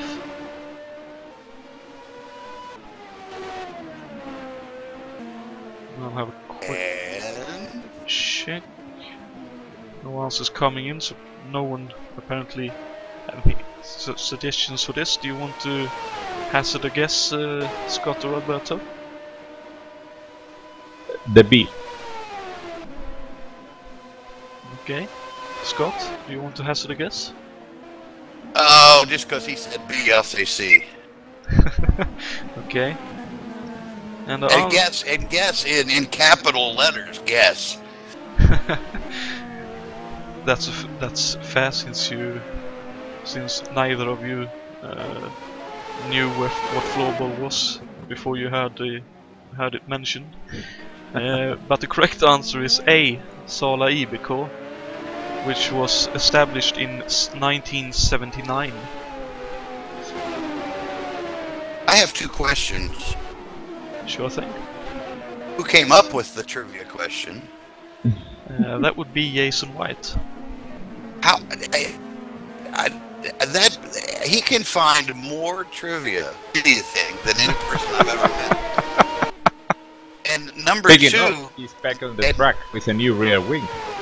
oh, and number two, did we have anybody phone in with the correct answer, and what do they get? That sounds like the $64,000 question. From what I could see, we had no answers in the broadcast chat, so maybe we'll see some answers when all the guys racing here at the moment comes back to watch the broadcast. Well, Scott, maybe it's your fault. If you were here with a nice bikini spinning the Wheel of Fortune, maybe we would have a lot of calls. If I were here in a nice bikini, there wouldn't be anybody watching the race. Well, rather you than me, I think. To be perfectly honest. So let's see, Grant Riddle is still hammering it, giving no quarters to the track. It's incredible that he's not losing concentration, and he's been going as close to the walls as I think only Ayrton Senna was also there. Oh. No, really, it's watching yes. him drive this is amazing. It's like Fast and Furious version of IndyCars. Talking about Fast and Furious, we have a bit of a battle going on here between Jon Team and Juha Boos. Jon Team was all over the gearbox of Juha going through the last few turns. Oh, and he has some understeer. I think he glanced the wall a little bit, did Jon Team. Hopefully he has no damage.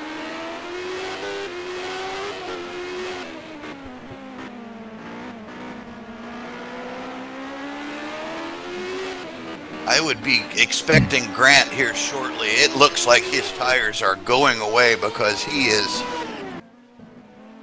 Well, this time his stint has been longer.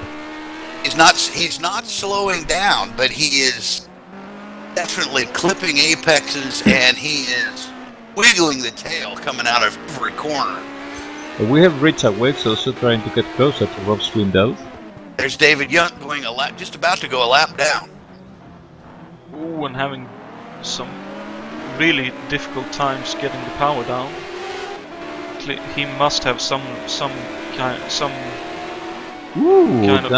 damage. That was a clever move by David Yunt, leaving him Michael Janak in that position. Ooh. That was Yunt's in the wall.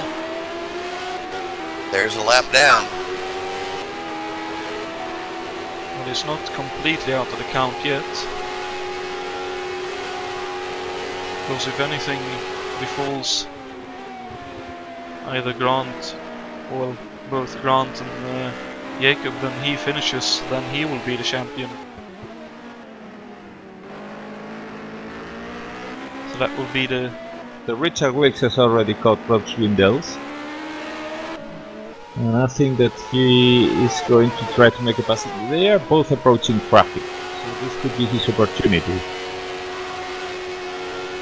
When Rob running really close to the wall by the looks of things. Well, that's a battle I was mentioning earlier between Juha Boos and Jon Team. No, sorry, that's not. Yeah, I believe that is Juha Boos. Is it? No, sorry, that's Raoul Jereb in the third yellow and blue car. Always Rob has a very loose rear end going through the first of the chicanes. So this Place is now 10 seconds behind Jakob Fredriksson, and Jakob is lapping like a clock. No problems for him. Meanwhile, the only times he has been doing slower is when finding lap cars.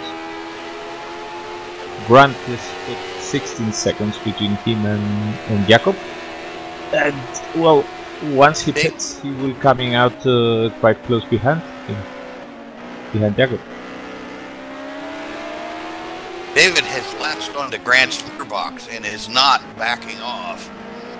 Grant is into the wall, just a touch. And David Gent, despite being overtaken, is not losing him. One lap behind, but they're hanging on to Grant's gearbox. I think that also at this point Grant's tires are completely shot. So yes. Probably that's the reason that it is being able. You can see the front wheels of Grant's car are continuously pointing more to the inside of the corner than what the rest of the car is doing, and that's because he has terrible understeer after having leaned so heavily on the front in these close corners. I've watched him several times. He's pushed out to the wall and gives it a nasty kick and makes it flick on the exit just to keep the car under control. Richard keep Wilk it from still hurting anything. Hasn't found his way past Rob Swindell's, but is certainly making him sweat it.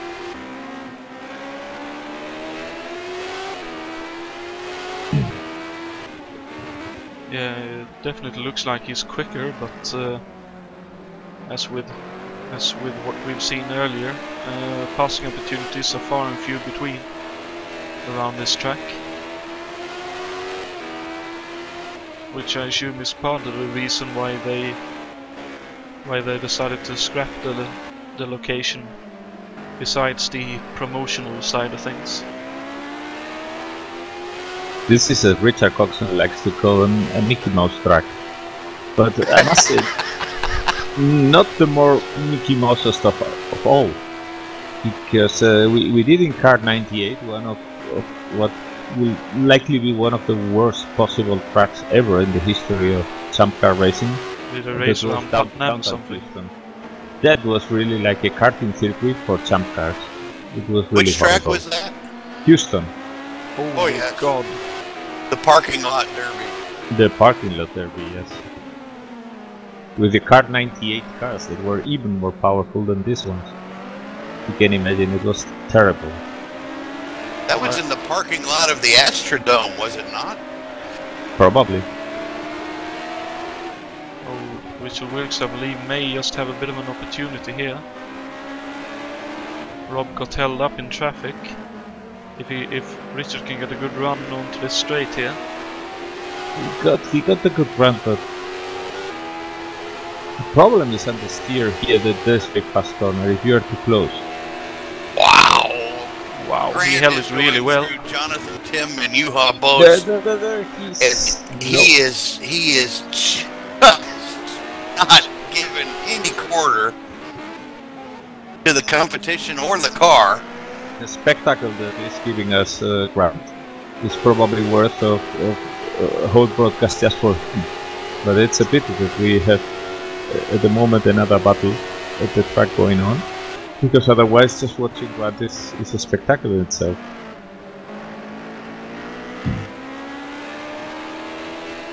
And meanwhile, the fact that Wilkes hasn't been able to get rid of Rob Swindell's means that Brian Janik is closing in.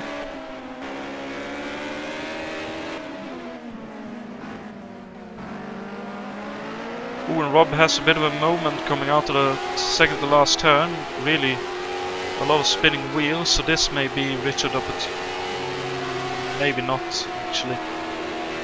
I'm getting excited for nothing. The Bobby Rahal's car that Yves had at the beginning of the championship, and it's a bit of a weird thing because Yves left his car because of the jet engine just at the point where the jet engine got an evolution and became better. So maybe it was a bit the case of lack of cheese. Grant's coming in. And this is the car from Bobby Rahal that we were talking before, that I think would suit perfectly Jakob Fredriksson, because he's probably a Bobby Rahal character. I think I can agree to that. That's probably one of the most looking than Rahal, but very much so. But yeah, I think There's the Ray. lead change. Yeah. Robbie Ray must have been the most laid-back kart driver to be seen in the 80s and 90s. Or one off at But least. he was very steady on the track, very calculating driver. Not the utmost quickest one in pace, but the guy that was always there at the finish. And there are his, I think it was 3 kart championships to his credit. Yes. I've met Bobby Ray Hall and talked to him for several minutes, and I don't believe you could get the man stirred up. No matter how you tried. He just was very, very calm and calculating. Rob Swindell says spun. Trying to put the power on. Sorry to cut you off there. You're okay? Yeah, but Brian Janik now has to smell the blood in the water and is willing to close on Richard Wilkes. He has been speeding up and will now be trying to put some pressure on him.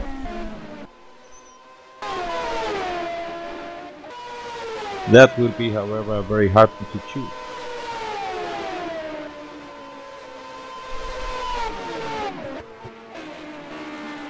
Well, you know what they say about calm people, though, Scott. Once you break them, you will have one hell of a situation going on. This is true.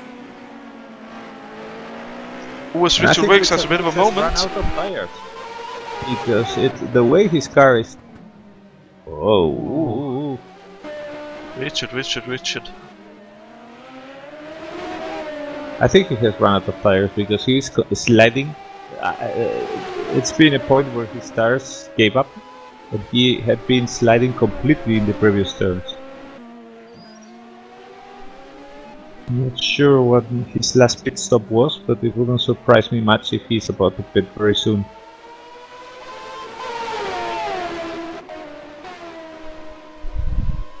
Well, I think he prefers to run long, so he may still have a few laps to go, but...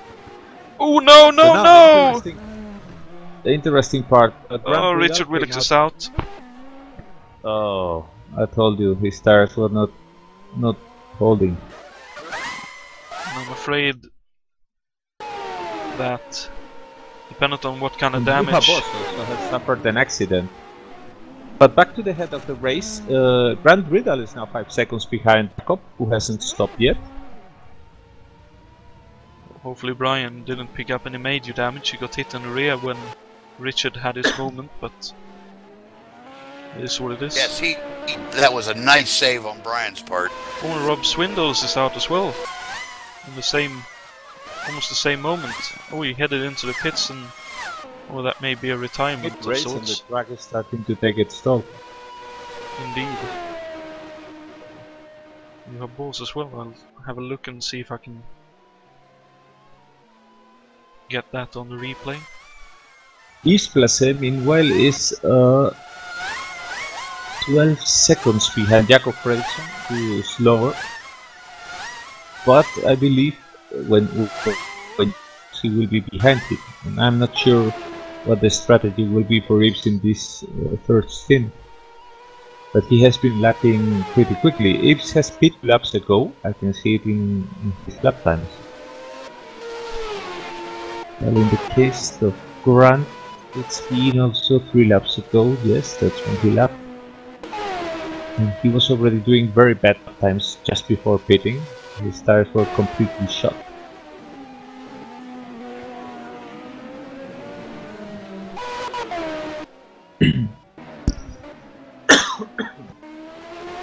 Yes, you can see Yves is, you can tell he's running full load of fuel and hasn't quite got the tires seated in yet. Being very cautious at this point. Ooh. I wouldn't call running that close to the outside wall, but cautious, but... Jakob hit at lap 35. That was his last, so he should be lapping, or he should be hitting around lap 70. Still ways to go. And if he does that, he may actually be able, if he has been running on boost 2 fuel save, to do it on 2 stops only. In the case of Grant Riddle, he pitted at 21, and then again at lap 53, which means that in his second stint, maybe because traffic was holding him, he didn't use as much fuel or tires or whatever. But I can tell you, when he entered the pits, his tires must have been in the absolute last amount of rubber there. Puts a move on Adam Hackman there. Hackman moves out. Moves out of the way very sportingly. The interesting part about this is that Jacob and Grant are heading for pitting the next time, more or less in the same lap, or almost. So he really needs to get by Jacob before he pits to have a.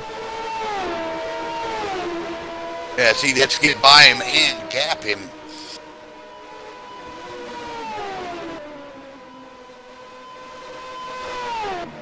Yes, because Jacob is obviously not going to make as many stops as Grant.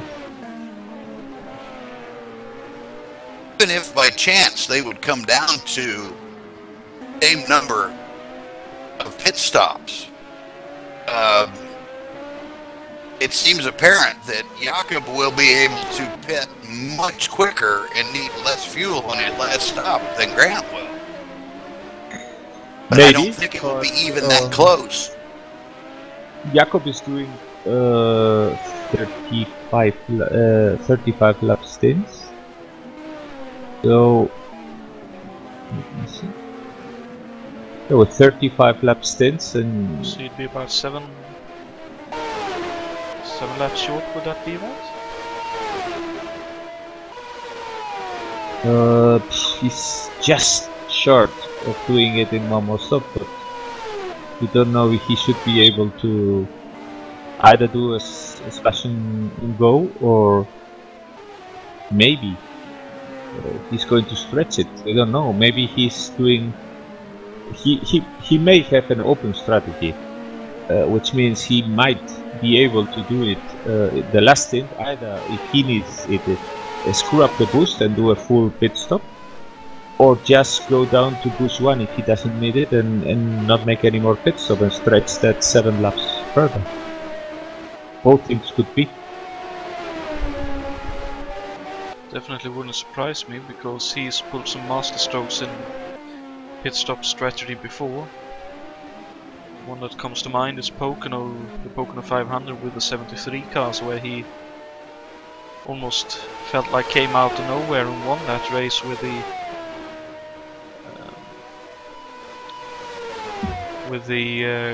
Coyote. Mm-hmm. As Martin Lacina heads into the pits, coming out of the pits after having made a pit stop.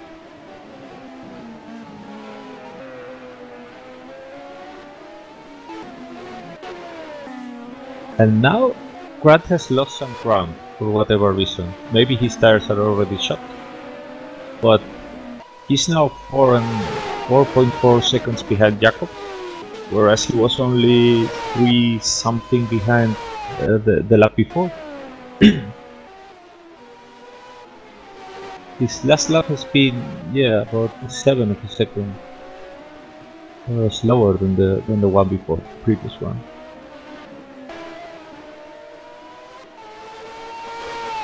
It is a little bit difficult to read this race, how it will turn out, I must say. While the pit stop strategy seems to say one thing, you don't really know exactly what will happen until it happens. Mm. I wouldn't put it past Jakob being, well, I'm on low fuel now, I can push a little bit more just to put a bit of pressure on Grant, and maybe Grant will make a mistake and lose time. No, but Grant is now back now to a lower gap. He has been speeding up in the previous. Maybe he just had the tires completely cooked and they needed to get colder again. Well, Grant's coming out of every corner, leaving a black mark under his rear tires. which means he's burning the tires off. He's definitely right on the limit. Now As we're he dives taking up the from inside. Father and son. Indeed. Well, again, we could give Right Riddle the senior Andretti car, and the two characters would be there. Quite nicely, I must speak. Yeah, you're probably not wrong. Ray seems like a very calm and collected driver. Although, to be fair, Mario had his moments of exuberances. If one Right. could express it like that. Rai also did a fantastic season with Formula 178. Last year he was driving the Copper Sucker, and he did incredible performances with that car. Always with very nice steady driving. I mean, he's not the quickest guy out there, but he's really steady. And well, I think that when he was as young as his son, he must have been really a rival to take into account. So Martin Lacina is out. Oh really? Wow. I have to call him Smoking Lacina because he's always smoking. So, Grant, despite climbing the walls, leaving all the tire rubber marks in the world.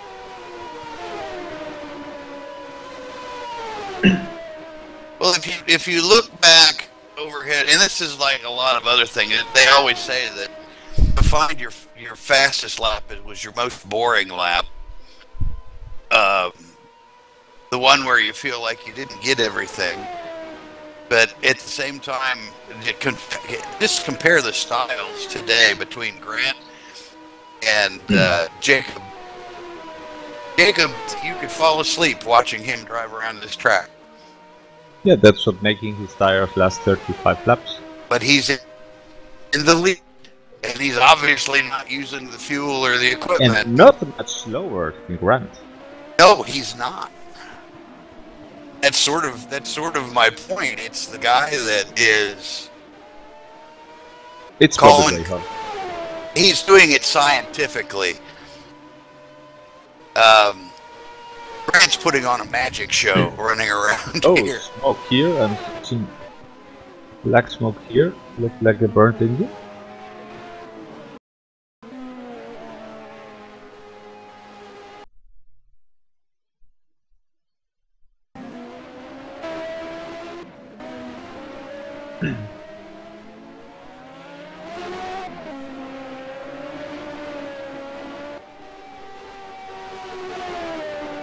The Grant now 2 seconds, under 2 seconds, behind Jakobsen, going to overtake him. Probably the main reason he's pushing like that is not just because of the strategy that he has. He needs to be in front of the next pit stop that could very well, as we said, be on the same lap. Or there goes. I think he wanted a psychological blow of overtaking him on the track, but Jacob has spurred it to him. And very close. Jacob has not done as long as he did before. For whatever reason, it's been cut short. So I think that this indicates that he's going to certainly do that extra pit stop that we were talking about. And Jacob very smartly totally eliminated the possibility there of being taken out by Grant charging so hard. No, but looking at the laps now, and it's 66 out of 112, which is exactly the half of the race. So no, it's Jacob has only one more pit stop to do.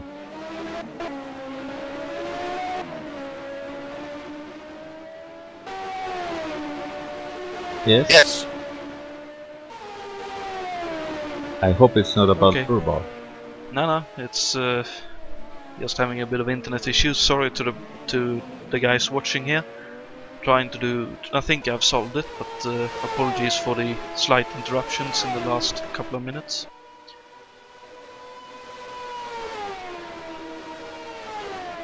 Alberto did it when he came in with the bad microphone. Yeah. Yeah, but I think with me anchoring the broadcast, it's a bit worse when I have troubles.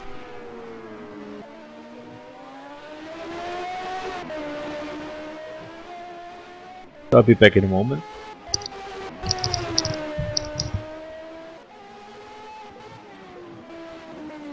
But yeah, you guys were talking about the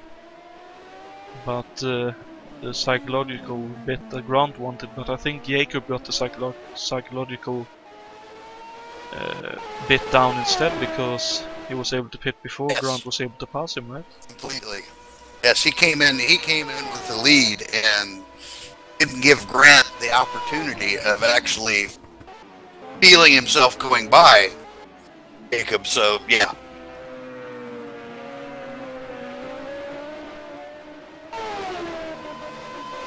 And again, Grant is out there with no rabbit to chase. Well, it depends on what kind of rabbit you want to chase, because you have the lap traffic that you can chase after one after the other. True.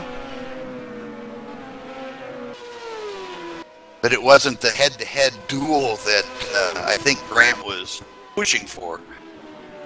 That's very true indeed. In the meantime, two guys who has been following each other reasonably closely here is David Yates and Jan Kowalski, still within a couple of seconds of each other.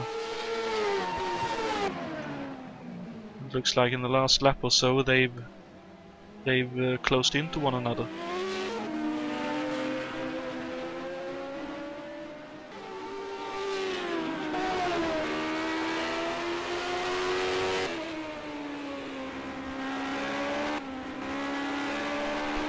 Ooh, David Jake's a little loose.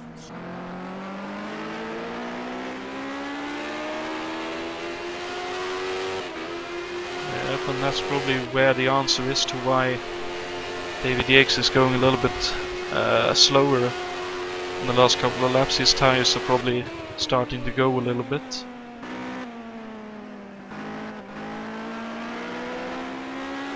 I'm riding aboard with Jan Kowalski, and he had a very smooth turn 1.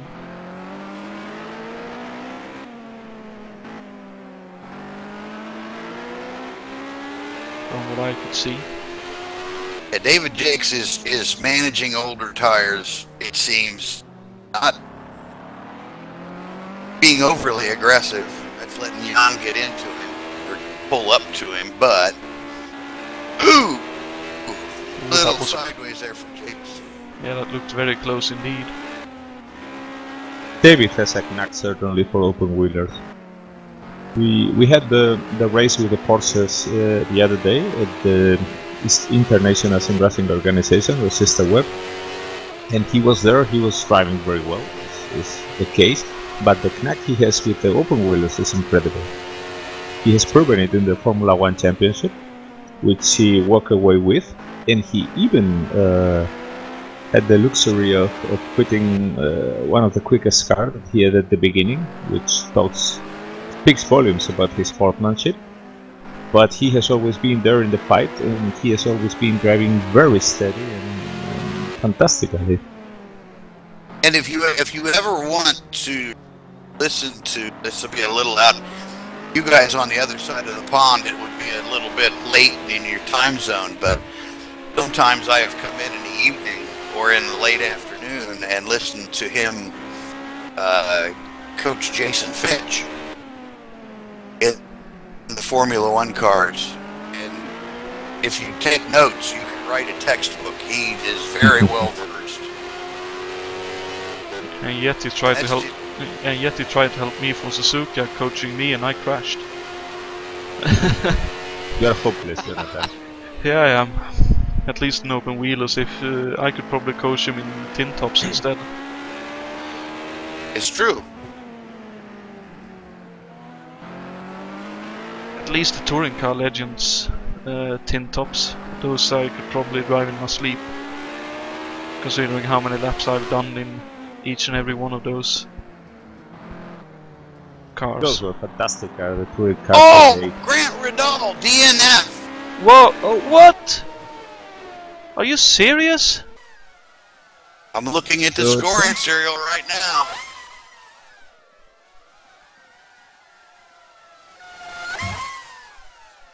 I have no idea what happened to him. I was looking at the David Jakes fight.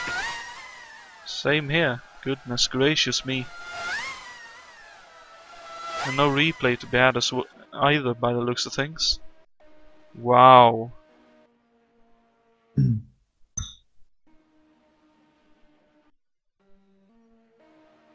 Ray Riddle is out as well. With a DNF. Could that be... I hope that is not... hopefully that's, as you say, hopefully that's not a local... I'm hoping that's two different incidents. Indeed. Otherwise that is extremely unfortunate. Wow. Oh. Well, that's unfortunately puts So a bit at of a this damper point, on this. it's only David Jan with chances of anything happening. And well, David must already be rubbing his hands because his planner holding on there while the others crash. So far, 50% of it has worked. Not going to be that easy in the case of Jacob. You never know.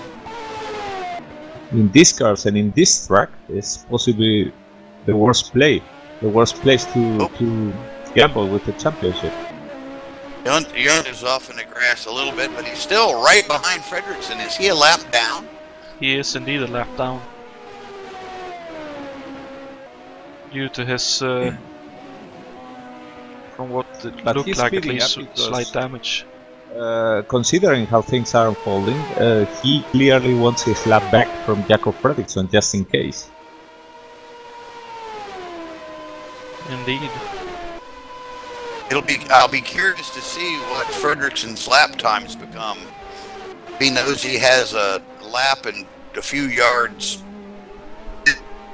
way on. And you know, pace has always been clouding a bit the situation because the real rival for Jacob Fredrickson in the championship is David Jan, because he's actually the second in the point standing, not Grant. What this means is that Jacob needs to finish, but also to finish in front of David Jan if he wants to win the championship. Because the difference is so small, right? Only 3 points between them. It's just 3 Oh, points. Juntas had another spin! Same place!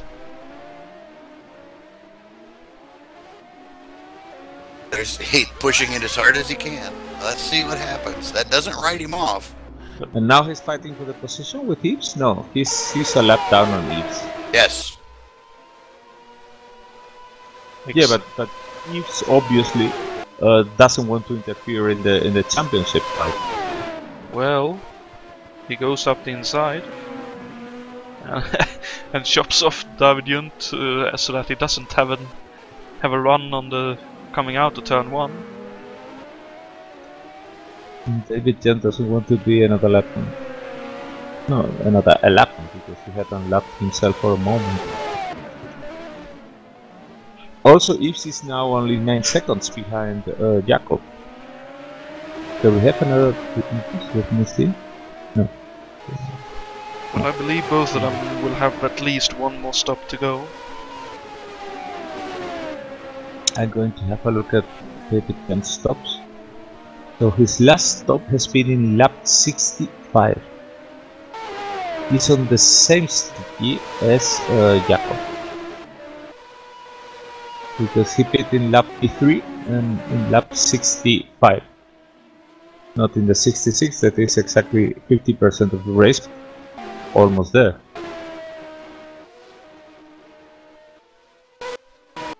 So both Jacob and David should be in the same lap again in 33 more. That's lap 99. Oh dear me, Grant wrote in the broadcast chat that's connection lost. Ah, oh, that's really unfortunate. Yeah, I really feel for you, Grant. That was a splendid drive you were having going on right there.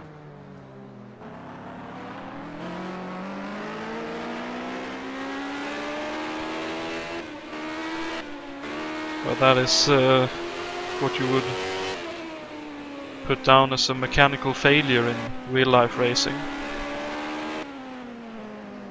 such as the such as at the Indy 500, indeed, or I believe it was Alonso Jr. had a like a misfire. Yeah, 5p part fail causing misfire, causing him to have to retire in the end.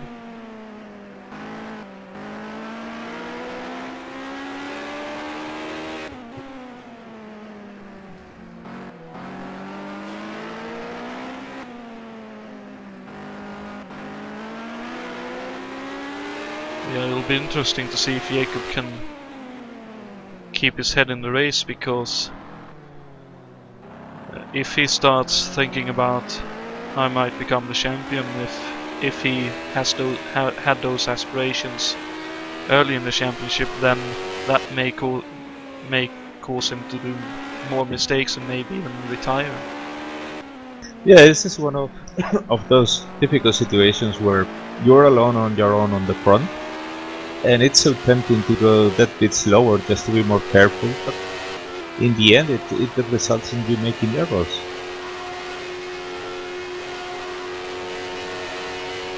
And especially around a track like... David is certainly not holding anything. He wants to unlap himself on Yves Placé, and if possible go and try to be there in case Jacob makes any kind of error, be it in the track, at the pit stop, whatever.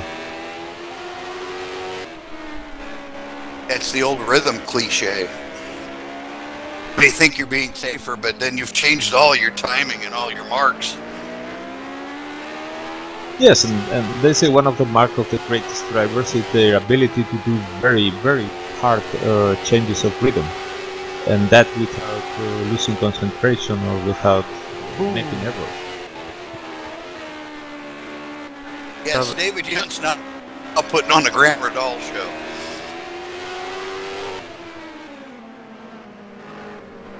Oh, sort of. He glanced the wall in the last turn of the track and had a hallelujah moment of trying to hold on to the car without putting in the wall by the looks of things.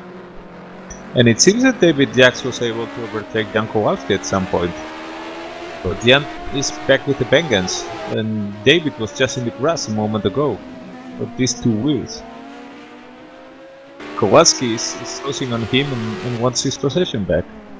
Well, he's trying to put himself in David's mirrors everywhere, by the looks of things. Trying to make him think about David where... Jacks has a worse chassis, but a better engine. So it's a bit compensated in this case.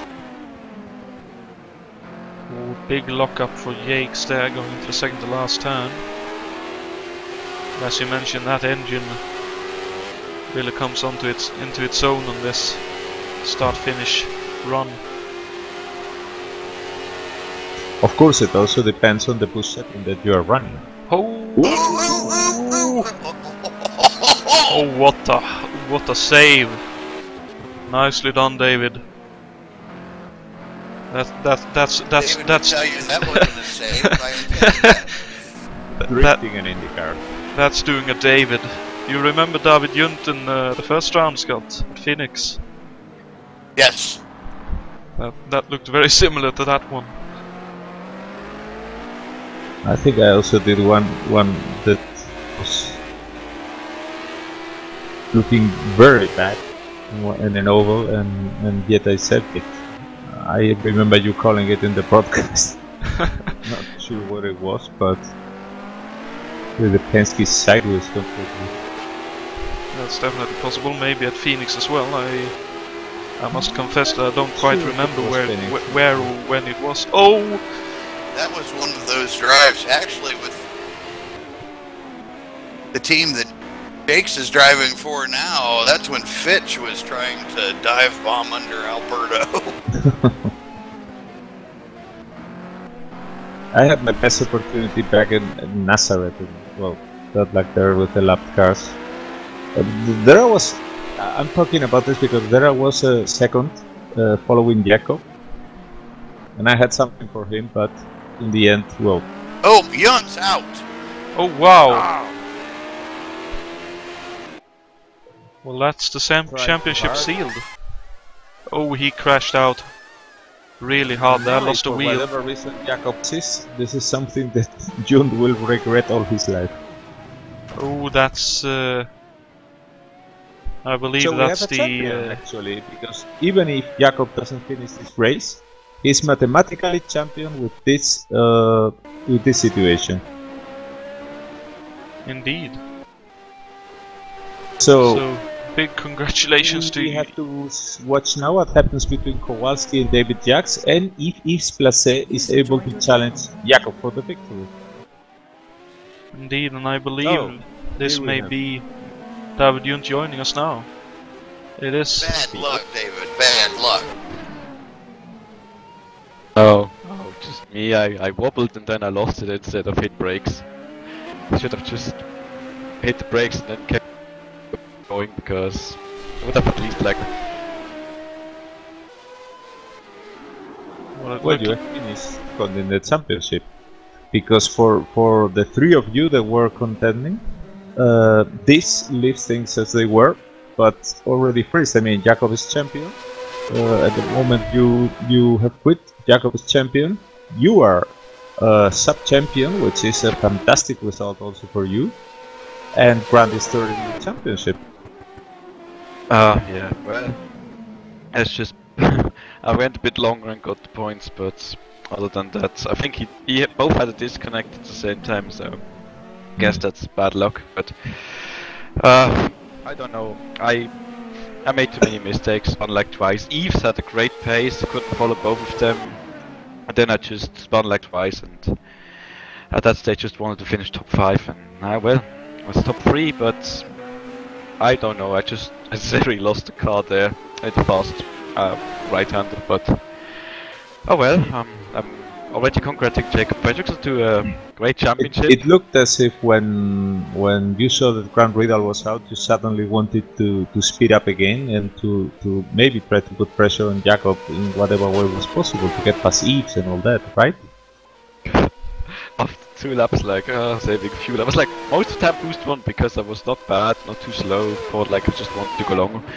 But then like after going off and then 2 laps later after Grant was out, I was like, oh wait, I'm behind him, I should at least pressure him a bit, but... Yves is hitting the difference with Jakob right now. It's only 5 seconds behind. So maybe he's also seeing a chance to go for victory, and wants that Jakob celebrates his championship in the second step of the podium. Yeah, I wanted to pressure Yves after I dropped the can. I wanted to give Yves like, come on, push, you can win, we can both catch him, like, but yeah, then I kind of bit lost it, and then yeah, tragedy. I don't know. Last 3 races non-finished. That's not very good by me. Yeah, this is a case where it's usually said you don't lose the championship in this race. It actually you lost it, so to speak, in previous races where you didn't score as much as you had to and all that. And the same goes oppositely for Jakob. He won the championship for himself, not just here, but also with all the good work done in the previous races. Well, I count the races. I probably could have done something. In Indianapolis, in the first race, I was there, but then it was rescheduled and I couldn't be there. And then Portland, I thought that was too bad, but to be honest, seeing how many people apparently were too bad too, I was like thinking, yeah, I should have driven that race, gotten 10 points. Then Toronto, I got into a first lap collision, which just screwed the whole race. So at least could get back to the points, but nothing more than that. And of course, my last turn spin in the third last race, I was also probably dumb, but then again, me spinning there, then Jacob probably wouldn't have retired at Laguna Seca, so yeah, it happens. But to be honest, I'm very glad with 2 wins on overs. They're usually not my thing, but I'll take it. I'm glad with the vice champion, to be honest. So David Jacks now and Kowalski recovers his position. David, it has been one hell of a season for you. I mean, lots of ups and downs, but still gather enough points for second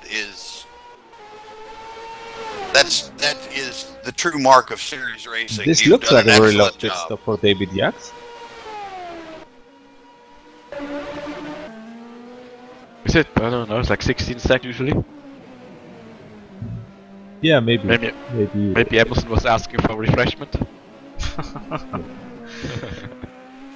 Maybe he wanted It's a long race. maybe he wanted a cigarette before he headed out on track again. Whoa, hang on. Jan just, last corner, Jan just over brakes it. Rear end comes way out and he saves it. He was actually on the grass. Oh, that's a fantastic save. So that's one each for Yates and Kowalski in terms of saves. But yeah, congratulations, David, on getting second in the championship still, and you're still in with a chance to. As Kowalski is really hanging her out now, and you're still in with a chance to win the WEC championship, which will be running on this upcoming Sunday at Brands Hatch. Firstly, I want to say, yes, Scott. At some races I had really big commitment and big balls, you could say. Especially, I think it was Michigan, where me and Jan were head-to-head to the finish line. Indeed. So yeah, that was commitment, to be honest, to get those points that I needed for second. Yeah, WEC. I've always been a long time endurance race fan myself, going to Le Mans, racing endurance mods myself. So pre-season I was always thinking like, oh, I would like, if I had a chance, I'd probably focus a lot on this, because I did. I mean, 91 I did mostly on-off races, just like kart at least. Oh, Jan's off. Kowalski's off. Brings her back on. He's good. Yeah, I did kart because I absolutely wanted to be in it too. So like Andretti. Oh, Like that. David Jacksner has a hit with White. Paul Oh, Jarrett she's right. while Sparking. lapping. And Oh. too. Oh. That's probably more of in Okay. avoidance than anything else, I think. Okay, looks like both are okay. Well, Jason's back on track now. I think that's a matter of shock when you're coming around that corner and you've got the car loaded completely, and all of a sudden there's somebody sitting on that apex you want next. Jump on the brakes, and so Adam was, here comes Jans into the pits. He's had enough of these old tires. Yeah. And let's see now what happens when he comes back to track. If David Jax is able to stay in front after this shunt with Paul Jarrett. Come on, Amo. Yeah. He's now on the back stretch. Oh. Going for the quick turn. Jan's moving. oh, this will be really close. Tight. That's going to be really close. Dave goes a bit wide. Oh, Jan stays ahead. Kowalski, Quite a yes. margin, Yeah, actually. that's, like I said, it's probably the incident with Paul Jarrett. Oh, David Jakes just has a horrible push in the car right now. Yeah, he came in with the lock front. I have to mention though, if you're between somebody that boosts hard at the start of the race like Grant, and then refuel, and then you try to catch people that were like even boost 1 but have a light car, they will be as fast or still faster. So sometimes it's not an advantage pitting earlier. Yeah, we were At least discussing not that on at the street time. tracks. No, I noticed it because after my spins I tried to, well, get seconds back because I was going longer, but it's still. If Jan's doing well now, he could be, well, get third at the end. But to give Jason his due with doing the trivia questions, we'll bring up the kart trivia question here and then get that in with a few laps, maybe 10. We'll give you like 10 laps to answer this trivia question, and then we'll come back to it. For the 1989 season, the following season to this one, which of the following venues was added to the kart schedule with this Tamiami circuit being dropped? Was it A, Houston, Texas? Was it B, Vancouver, British Columbia? Or C, Detroit, Michigan?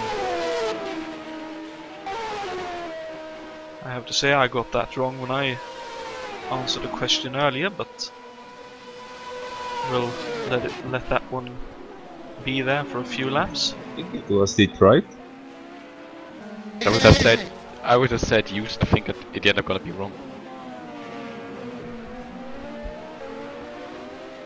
Well, we'll get back to it in 10 laps, 12 laps time, something like that.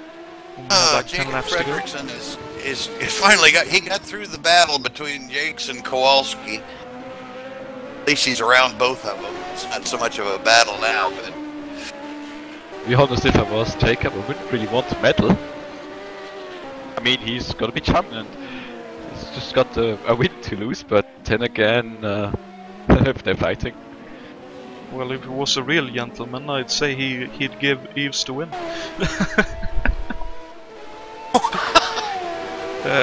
In terms of just being kind. Yeah, the laws.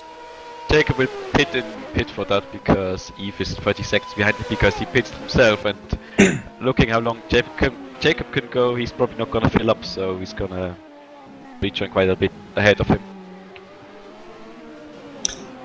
One thing we could have done here, but we were running out of dates, and there was also much effort involved that we didn't have the time, but we could have done a wet version of this track to do the Marlboro Challenge that happened in the real race the day before, on the Saturday, and it was under an appalling rain in very, very terrible conditions. I guess like 5 people finished. I think it was a race for only 10 participants. It was an invitational race. They also did that stupid all-star races with guests with the Toyota street cars.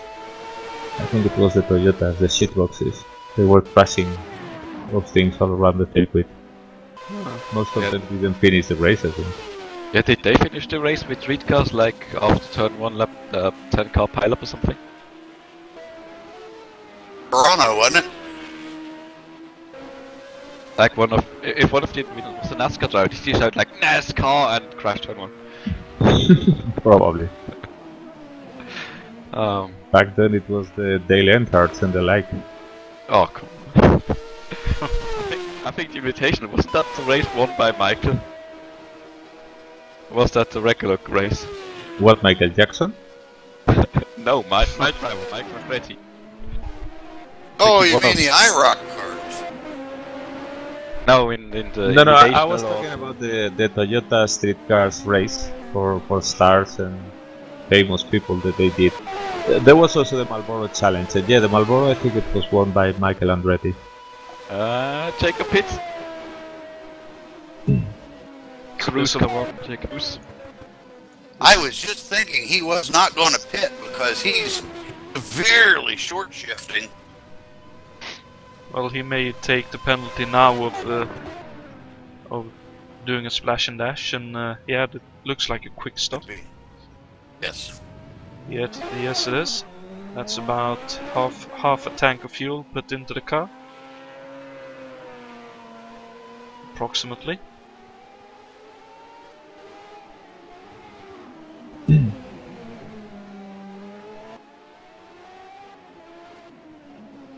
I was just gonna finish my thing. Yeah, card for one thing, 91 one-offs most of the time, but yeah, WEC focused on that, driving well. Could have won with the Porsche at Monza, I think, but Jonathan and me, we got caught out by the brakes and were lucky to finish. But yeah, 12 points now. Ahead in the championship before the last round of Baron next weekend, so I hope to finish in one piece. Okay. And speaking of, what are your prospects for next year? Prospects? Yeah, what will be your interest in racing? Can-Am, Formula 1, everything? Nothing. Well, Nothing? I don't return. No. Well, I've heard about like 3 races on ovals with the USAC cars, Indy 500 again. We'll probably running away. He's running away with Dan Patrick next year. But yeah, mostly I've already got AMS. Actually, was a backer in the Simracing Bonanza they had. So I kind of bit know about the game. Currently doing Formula 3 Championship somewhere. I kind of intend to do both Canem and Formula 1, to be honest, and it's a big chance to beat Joseph twice. And I hope to return and even do some of the one-offs for probably Gold Star and such. I'm not really sure. Depends on the bit, so. Okay. Sounds like a plan. I have to think about like Jacob. I mean, he still has to get that win. Now, like the last 15 laps was like so boring. Even if Eve was just 8 seconds behind, it was like, can this race already be over, please? This point, like they talk about the real drivers. Oh, they're hearing every noise in the car. Quite. I was just riding with Jacob before he came into his pit stop, and yes, he's short shifting. As much of a machine as Jacob's been this whole race, these are just pace laps right now. Well, the most spectacular guy on the track right now must be Yves Placet, because he has inherited the style from Grant Riddle and he's really sliding the car around. Well, he realizes there's still a chance to take the win here, and since he's not in the championship for more than maybe improving his position by 2, 3, 4 spots, maybe a win would mean a lot to him, I think, considering his struggles early on in the championship with the yacht-powered #1 car, and then driving a few one-offs before getting his hands on this green machine. That's why I thought it's a massive. Finally a good race for him again. Yes, if Eves would have been patient with that one car, as Alberto was saying earlier, I think he would have been a definite threat in the championship, and he just kept the car and soldiered through it until that next evolution of the Judd engine came out. I feel a bit like I used the potential of my car. I got a Corso Special, I heard, but even with the additional power I couldn't really gain a performance advantage. Speaking of performance, Brian Janik just wrote in the forum that what happened to him, that's the white smoke, the black smoke that I saw. It seems that he tried for a moment boost 5 and bang! his engine blew completely. Yeah, came along the straight, then suddenly time ahead of me. Somebody put on the grill. Ouch. That's really unfortunate, because Brian was having a very good race going there, sitting inside the top 10. Part of me wants to say he live and learn, but then again, had it been me, I could have been tempted in certain situations to try boost 5, and I think all of us would have been tempted at times. But maybe that's the situation of not having run the whole championship to know where the limit of the car is. Well, the next year we will have, fortunately, thanks to Automobilista, real turbocharger effects in the game. And this will be most noticeable and should be in the USAC 74 mod, which we are hoping to be able to put in Automobilista and up to that standards. If that's the case, those a really big back then. So it should produce a rather interesting racing.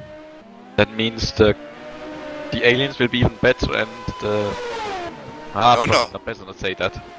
Oh no. That turbo lag. If it's like the 73s, were they still running the huge boost in 74, Alberto? No. That's the interesting thing about the year that we are recreating. Usac was completely fed up with the power escalade, with people going absolutely insane with more than 1,100 horsepower in their cars. So what they did was they limit the boost in qualifying to, I think it was 80 inches of mercury, which means the Void was the better car in qualifying. They had no limit for the boost in the race, but they cut severely also on the fuel, which means that the Offenhausers had obviously to also cut down on the boost a lot. Still, the cars were not slower in the corners, but they were slower in the straights. The aerodynamics in the tires, they became slightly better. And so, while the laps were overall slower, but the cars were equally competitive. The nice thing about this is that, unlike what happened in the 73 season, this is not obviously going to be a league edition or anything like that, but the cars will be very close together. So this time, all the engines will have more or less the same power, and the chassis will be quite similar because everybody needed to produce suddenly new rear wings on a more definite pattern, and yes, everything was much closer together. So anybody picking any car could actually have a chance of scoring well with it. Professor Ibañez has spoken. Sounds like a good situation for everyone. So I better know what I'm doing. Yes. Yeah, sounds like a good situation for everyone wanting to race at ISO and HSO next year. Looks like David has more or less let David go. Bullshit. No, David let. Oops, right it spins. Turn one. Yeah, David let Jan go. I think he. I don't know. Maybe he's got damage on the car. The handling doesn't look very well with it. Got lots of understeer. It's possible. Raul locked up going into that corner. But to keep Jason happy, sorry to cut everyone off, but we'll go to the trivia question once more and then the answer before the end of this race. So again, the question was, for the 1989 season, which of the following venues was added to the kart schedule instead of this Tamiami circuit, obviously? Was it A, Houston, Texas, B, Vancouver, British Columbia, or C, Detroit, Michigan? I believe we had Detroit from Alberto. I think we had Houston from David. Yeah. I don't think Scott gave an answer yet. Do you want to give an answer, or do you? How do you feel about this? Alberto, I think it was Detroit. And the answer is, it's indeed Detroit, in Michigan. The downtown circuit, not the Belle Isle circuit like they run today. Indeed, I believe they ran the downtown circuit until the Not late in Belle Isle. 90s, right? Yes. So like 90, 97, 98, somewhere around there. Yeah, the Detroit circuit where father and son Andretti both ran under the same safety vehicle. Placé just. Oh, when he caused an accident with Jason White, he lost the rear, and when he came back into the track. Oh, he's now saying sorry to Jason White. Oh dearie me. And that didn't look too. Oh, he had a bit of a spin up of the wheels. Oh. I think I didn't notice he doesn't have a front wing. I hope he doesn't have a flat tire. No, doesn't look like it. Ouch. 7 laps to go, he's 6 ahead of Jason. Jason ahead of Jason. Well, the positive thing for him, as long as he can get it to the pits and put a new front wing on, he should be able to finish ahead of his namesake. So it's a bit confusing when you have Jason ahead of Jason and both are whites on the company. Indeed. But looking at the guys still running in this race,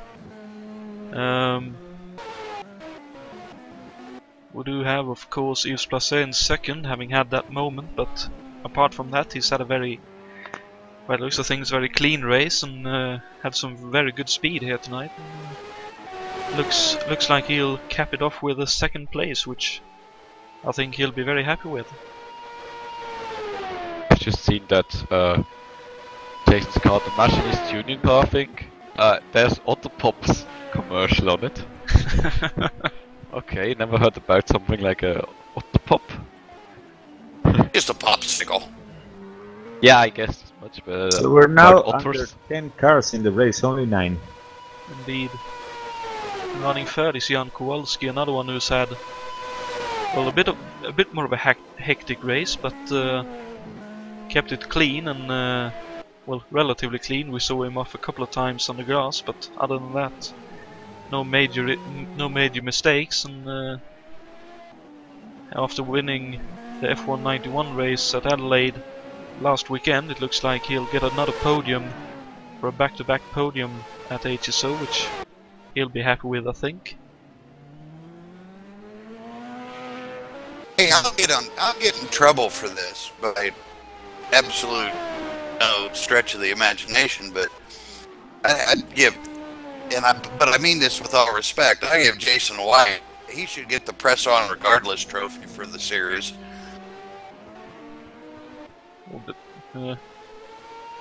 He's always finishing. He has a great finishing percentage.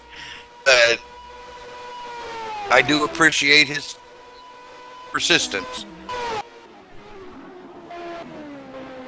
Indeed, and of course, being the admin for the series as well, he constantly has to have part of his brain in admin mode. Yes, yeah, completely, and that is. Well, that and takes. he did all the finishing job in this track, because I handed to him the basic layout, and he did all the eye candy that you are seeing. There you go. And he's modeling cars for the USAC 74 next year, modeling parts. He did one for the changes in that. But other than that, we have already Ontario and Pocono from last year, and we are doing some refurbishing with Indianapolis. Yes, he does a yeoman's job.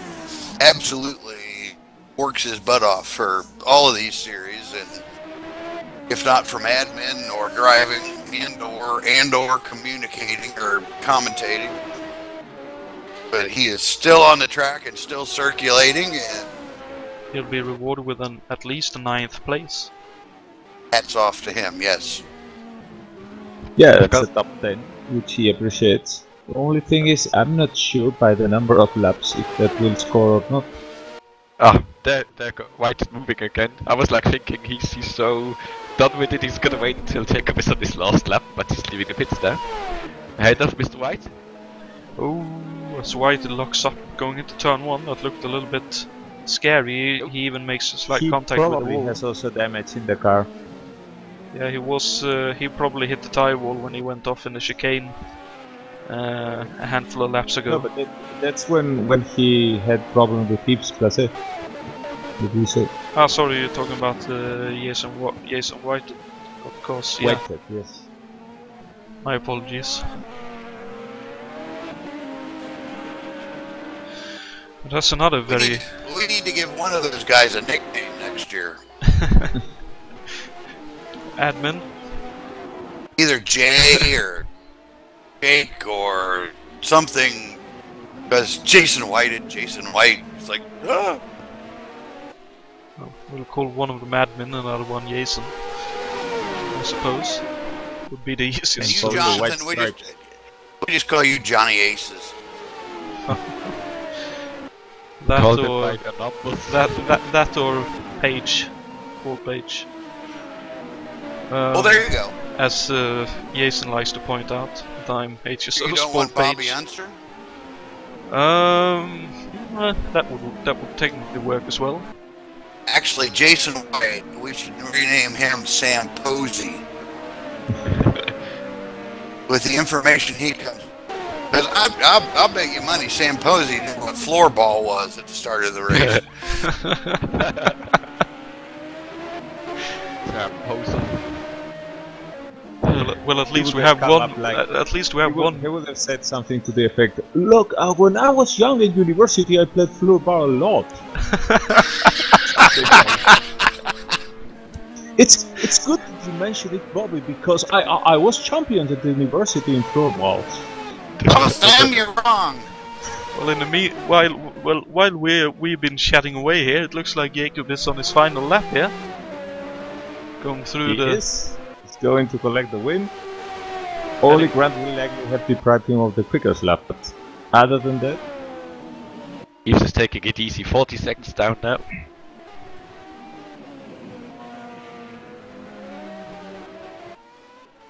I've got to say shout out to Michael Janok for steady drive to P5. Oh, Hackman! Oh, whoa! Oh, David Jake nearly collects Hackman at the last turn. and there you go. There's your championship. That's Good, Jacob. Well-deserved champion. Definitely fantastic drive all through the championship. And at least now Grant should have the consolation that even if he had won the race and done his best in that, he still would have lost the championship to Jacob with this track. Same goes for me. Same goes for you. Yeah, but Jacob, you both could have parked the car and the result would have been the same. Jacob did a very intelligent race. I mean, I wasn't counting on him to jump both me and Grant, but he did it very well. Then he put Grant under pressure to repass him. At that stage, he was like, Kowalski's also very happy with his podium, and he's also with him. And you know the holy ironic and ironic thing about it is if you Fredriksson's wearing the Kevin Kogan helmet. Is that the guy that only won one race or something? I think he only won one race, but he was the one that caused the big wreck at the start of the Indy 500 one year. Indeed. But just to quickly go through the standings, Yves Placé finishes second on the podium. I think he'll be happy with that. It now. Yeah, Jan Kowalski finishing third. Fantastic result for him. David Yates gets fourth, which I think he'll be pretty happy with. Michal Janak gets fifth, and he will surely be happy with that. Sixth for Adam Hackman, a very quiet drive apart from the situation when Jason White was sitting in the chicane. And unfortunately, well, Jareb finishes 7th, White at 8th, and Jason White rounds out the finishing drivers in 9th. Noticed only one March 88 finishes at the top of the standings, and the only other March was the 86C of Mr. White, so yeah, congrats on finishing to him. Hello, Michal. Hello. Michal, congratulations on your top 5 finish. Incredible result today. The car was nice drive. I didn't train too much for this race. And yes, I'm quite happy. You were able to solve your problems with the graphic card.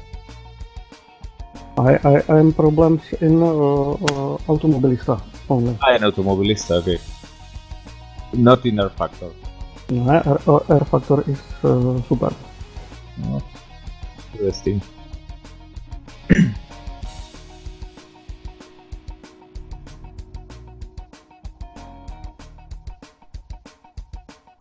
So I'm having to quit now, but congrats to everybody, to all finishers. It has been a fantastic champion, and a very special mention to Jonatan, who has been doing all these wonderful broadcasts.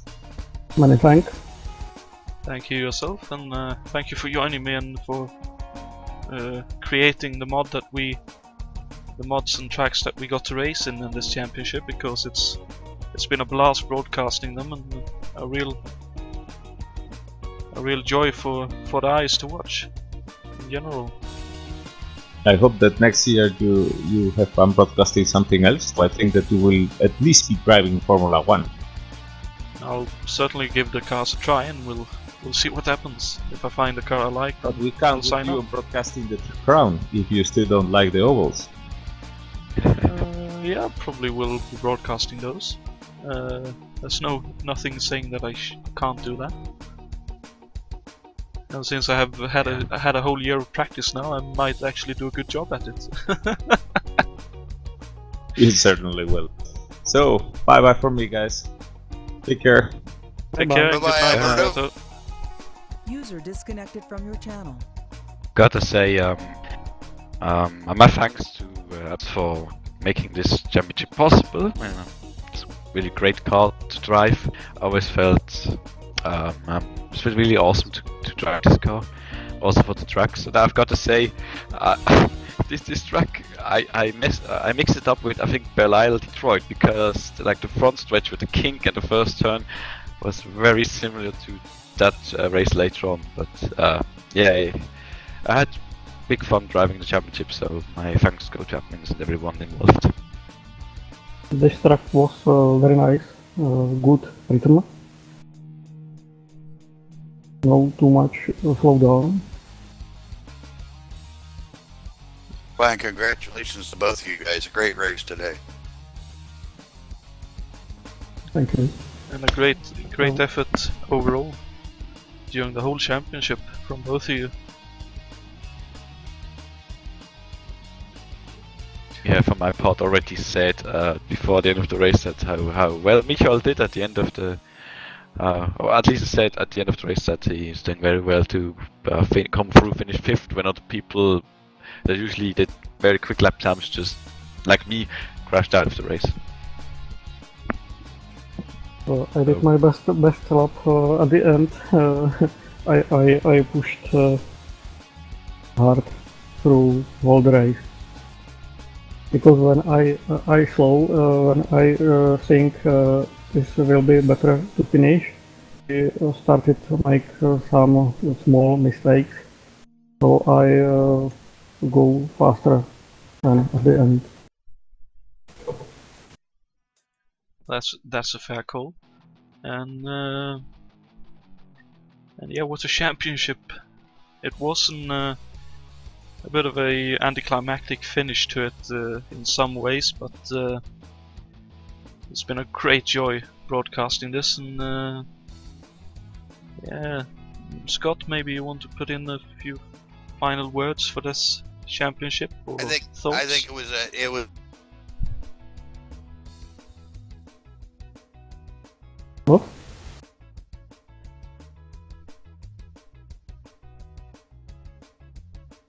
Unfortunately, we can't hear you at the moment.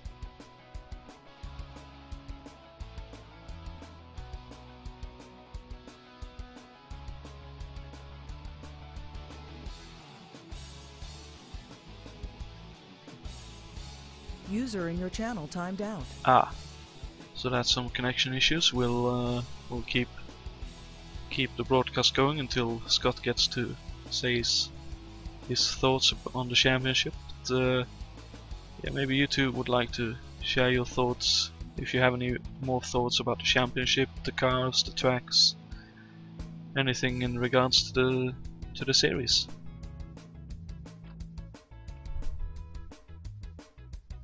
Do you mean this series, which and now? The Kart 1988 series, yeah.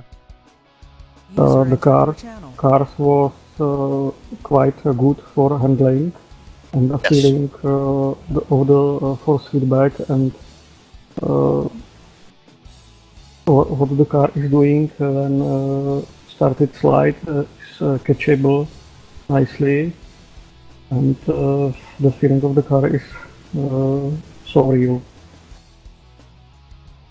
In the race, I was feeling that I'm sitting in the real car. I agree completely. Then Alberto and everyone else has succeeded in that part of the virtual reality that is sim racing. Sorry, go ahead, Michal. I think that this mod is one of the best in the R Factor. I think I can only agree with that. I think that holds true for every one of the HSO mods I've driven. HSO created mods. Been in here, they do a fantastic job. This car is so easy for setup relatively compared to Formula 1 91, which is too complicated, and to find some speed in the Formula 1 91 is much harder and time consuming than car 88.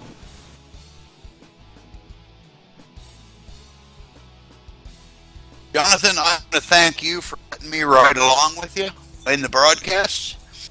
I think you've done an excellent job all season. Thank you very much for joining me and keeping me company for many of the rounds and bringing your expert knowledge on kart and the cars themselves, since you had a chance to drive them a couple of rounds. Well, you're more than welcome. As I said, it's been a joy being here. I'm sorry I couldn't have been here the last few rounds, but computer said other things. So we're working on that, and I look to be back hot and heavy in several of the events next year, series, and we'll go from there. So that sounds great. I was just watching the Australia race, Formula 1, and it was super to watch and to hear. Nice work. I think Jason and I believe it was Richard Wilkes doing the commentary there, and I think they'll be very happy to hear that. And I'm very happy to hear that you guys have enjoyed the broadcast that I've tried to put together, and that you've enjoyed racing in the series and watching the series, talking about the series, everything that has had anything to do with the series. And I'd like to thank the admins and everyone who tuned in to watch and who drove and made this championship by far the most exciting championship I've had the pleasure to broadcast and commentate over, because it was a nail biter all the way through. And I have one compliment. When I have some time free not driving and anything else, instead of watch some TV film, I just start YouTube and watch the live coverage from the races. That's great to hear. Thank you very much, Michal. And with that cheery note, I think we'll cap off the Kart 1988 Championship, where we congratulate Jakob Ferguson on becoming the champion, his maiden championship at the HSO, and probably, looking at how he's driven this championship, the first of many. And also congratulations, of course, to David Jun and Michal Janak for great races tonight, and to David for finishing second in the championship, and to Grant for finishing third, and to all the racers for taking part and putting on a great show. But Thank until you. I believe next year, this will be the last broadcast, unless WEC gets broadcasted, which I don't think it will be, but if it is so, until next year, take care, and I'll hope you have a nice Christmas and a Happy New Year. Thank you very much for tuning in, and good evening. Good night, Good everybody. evening. Bye bye. Bye.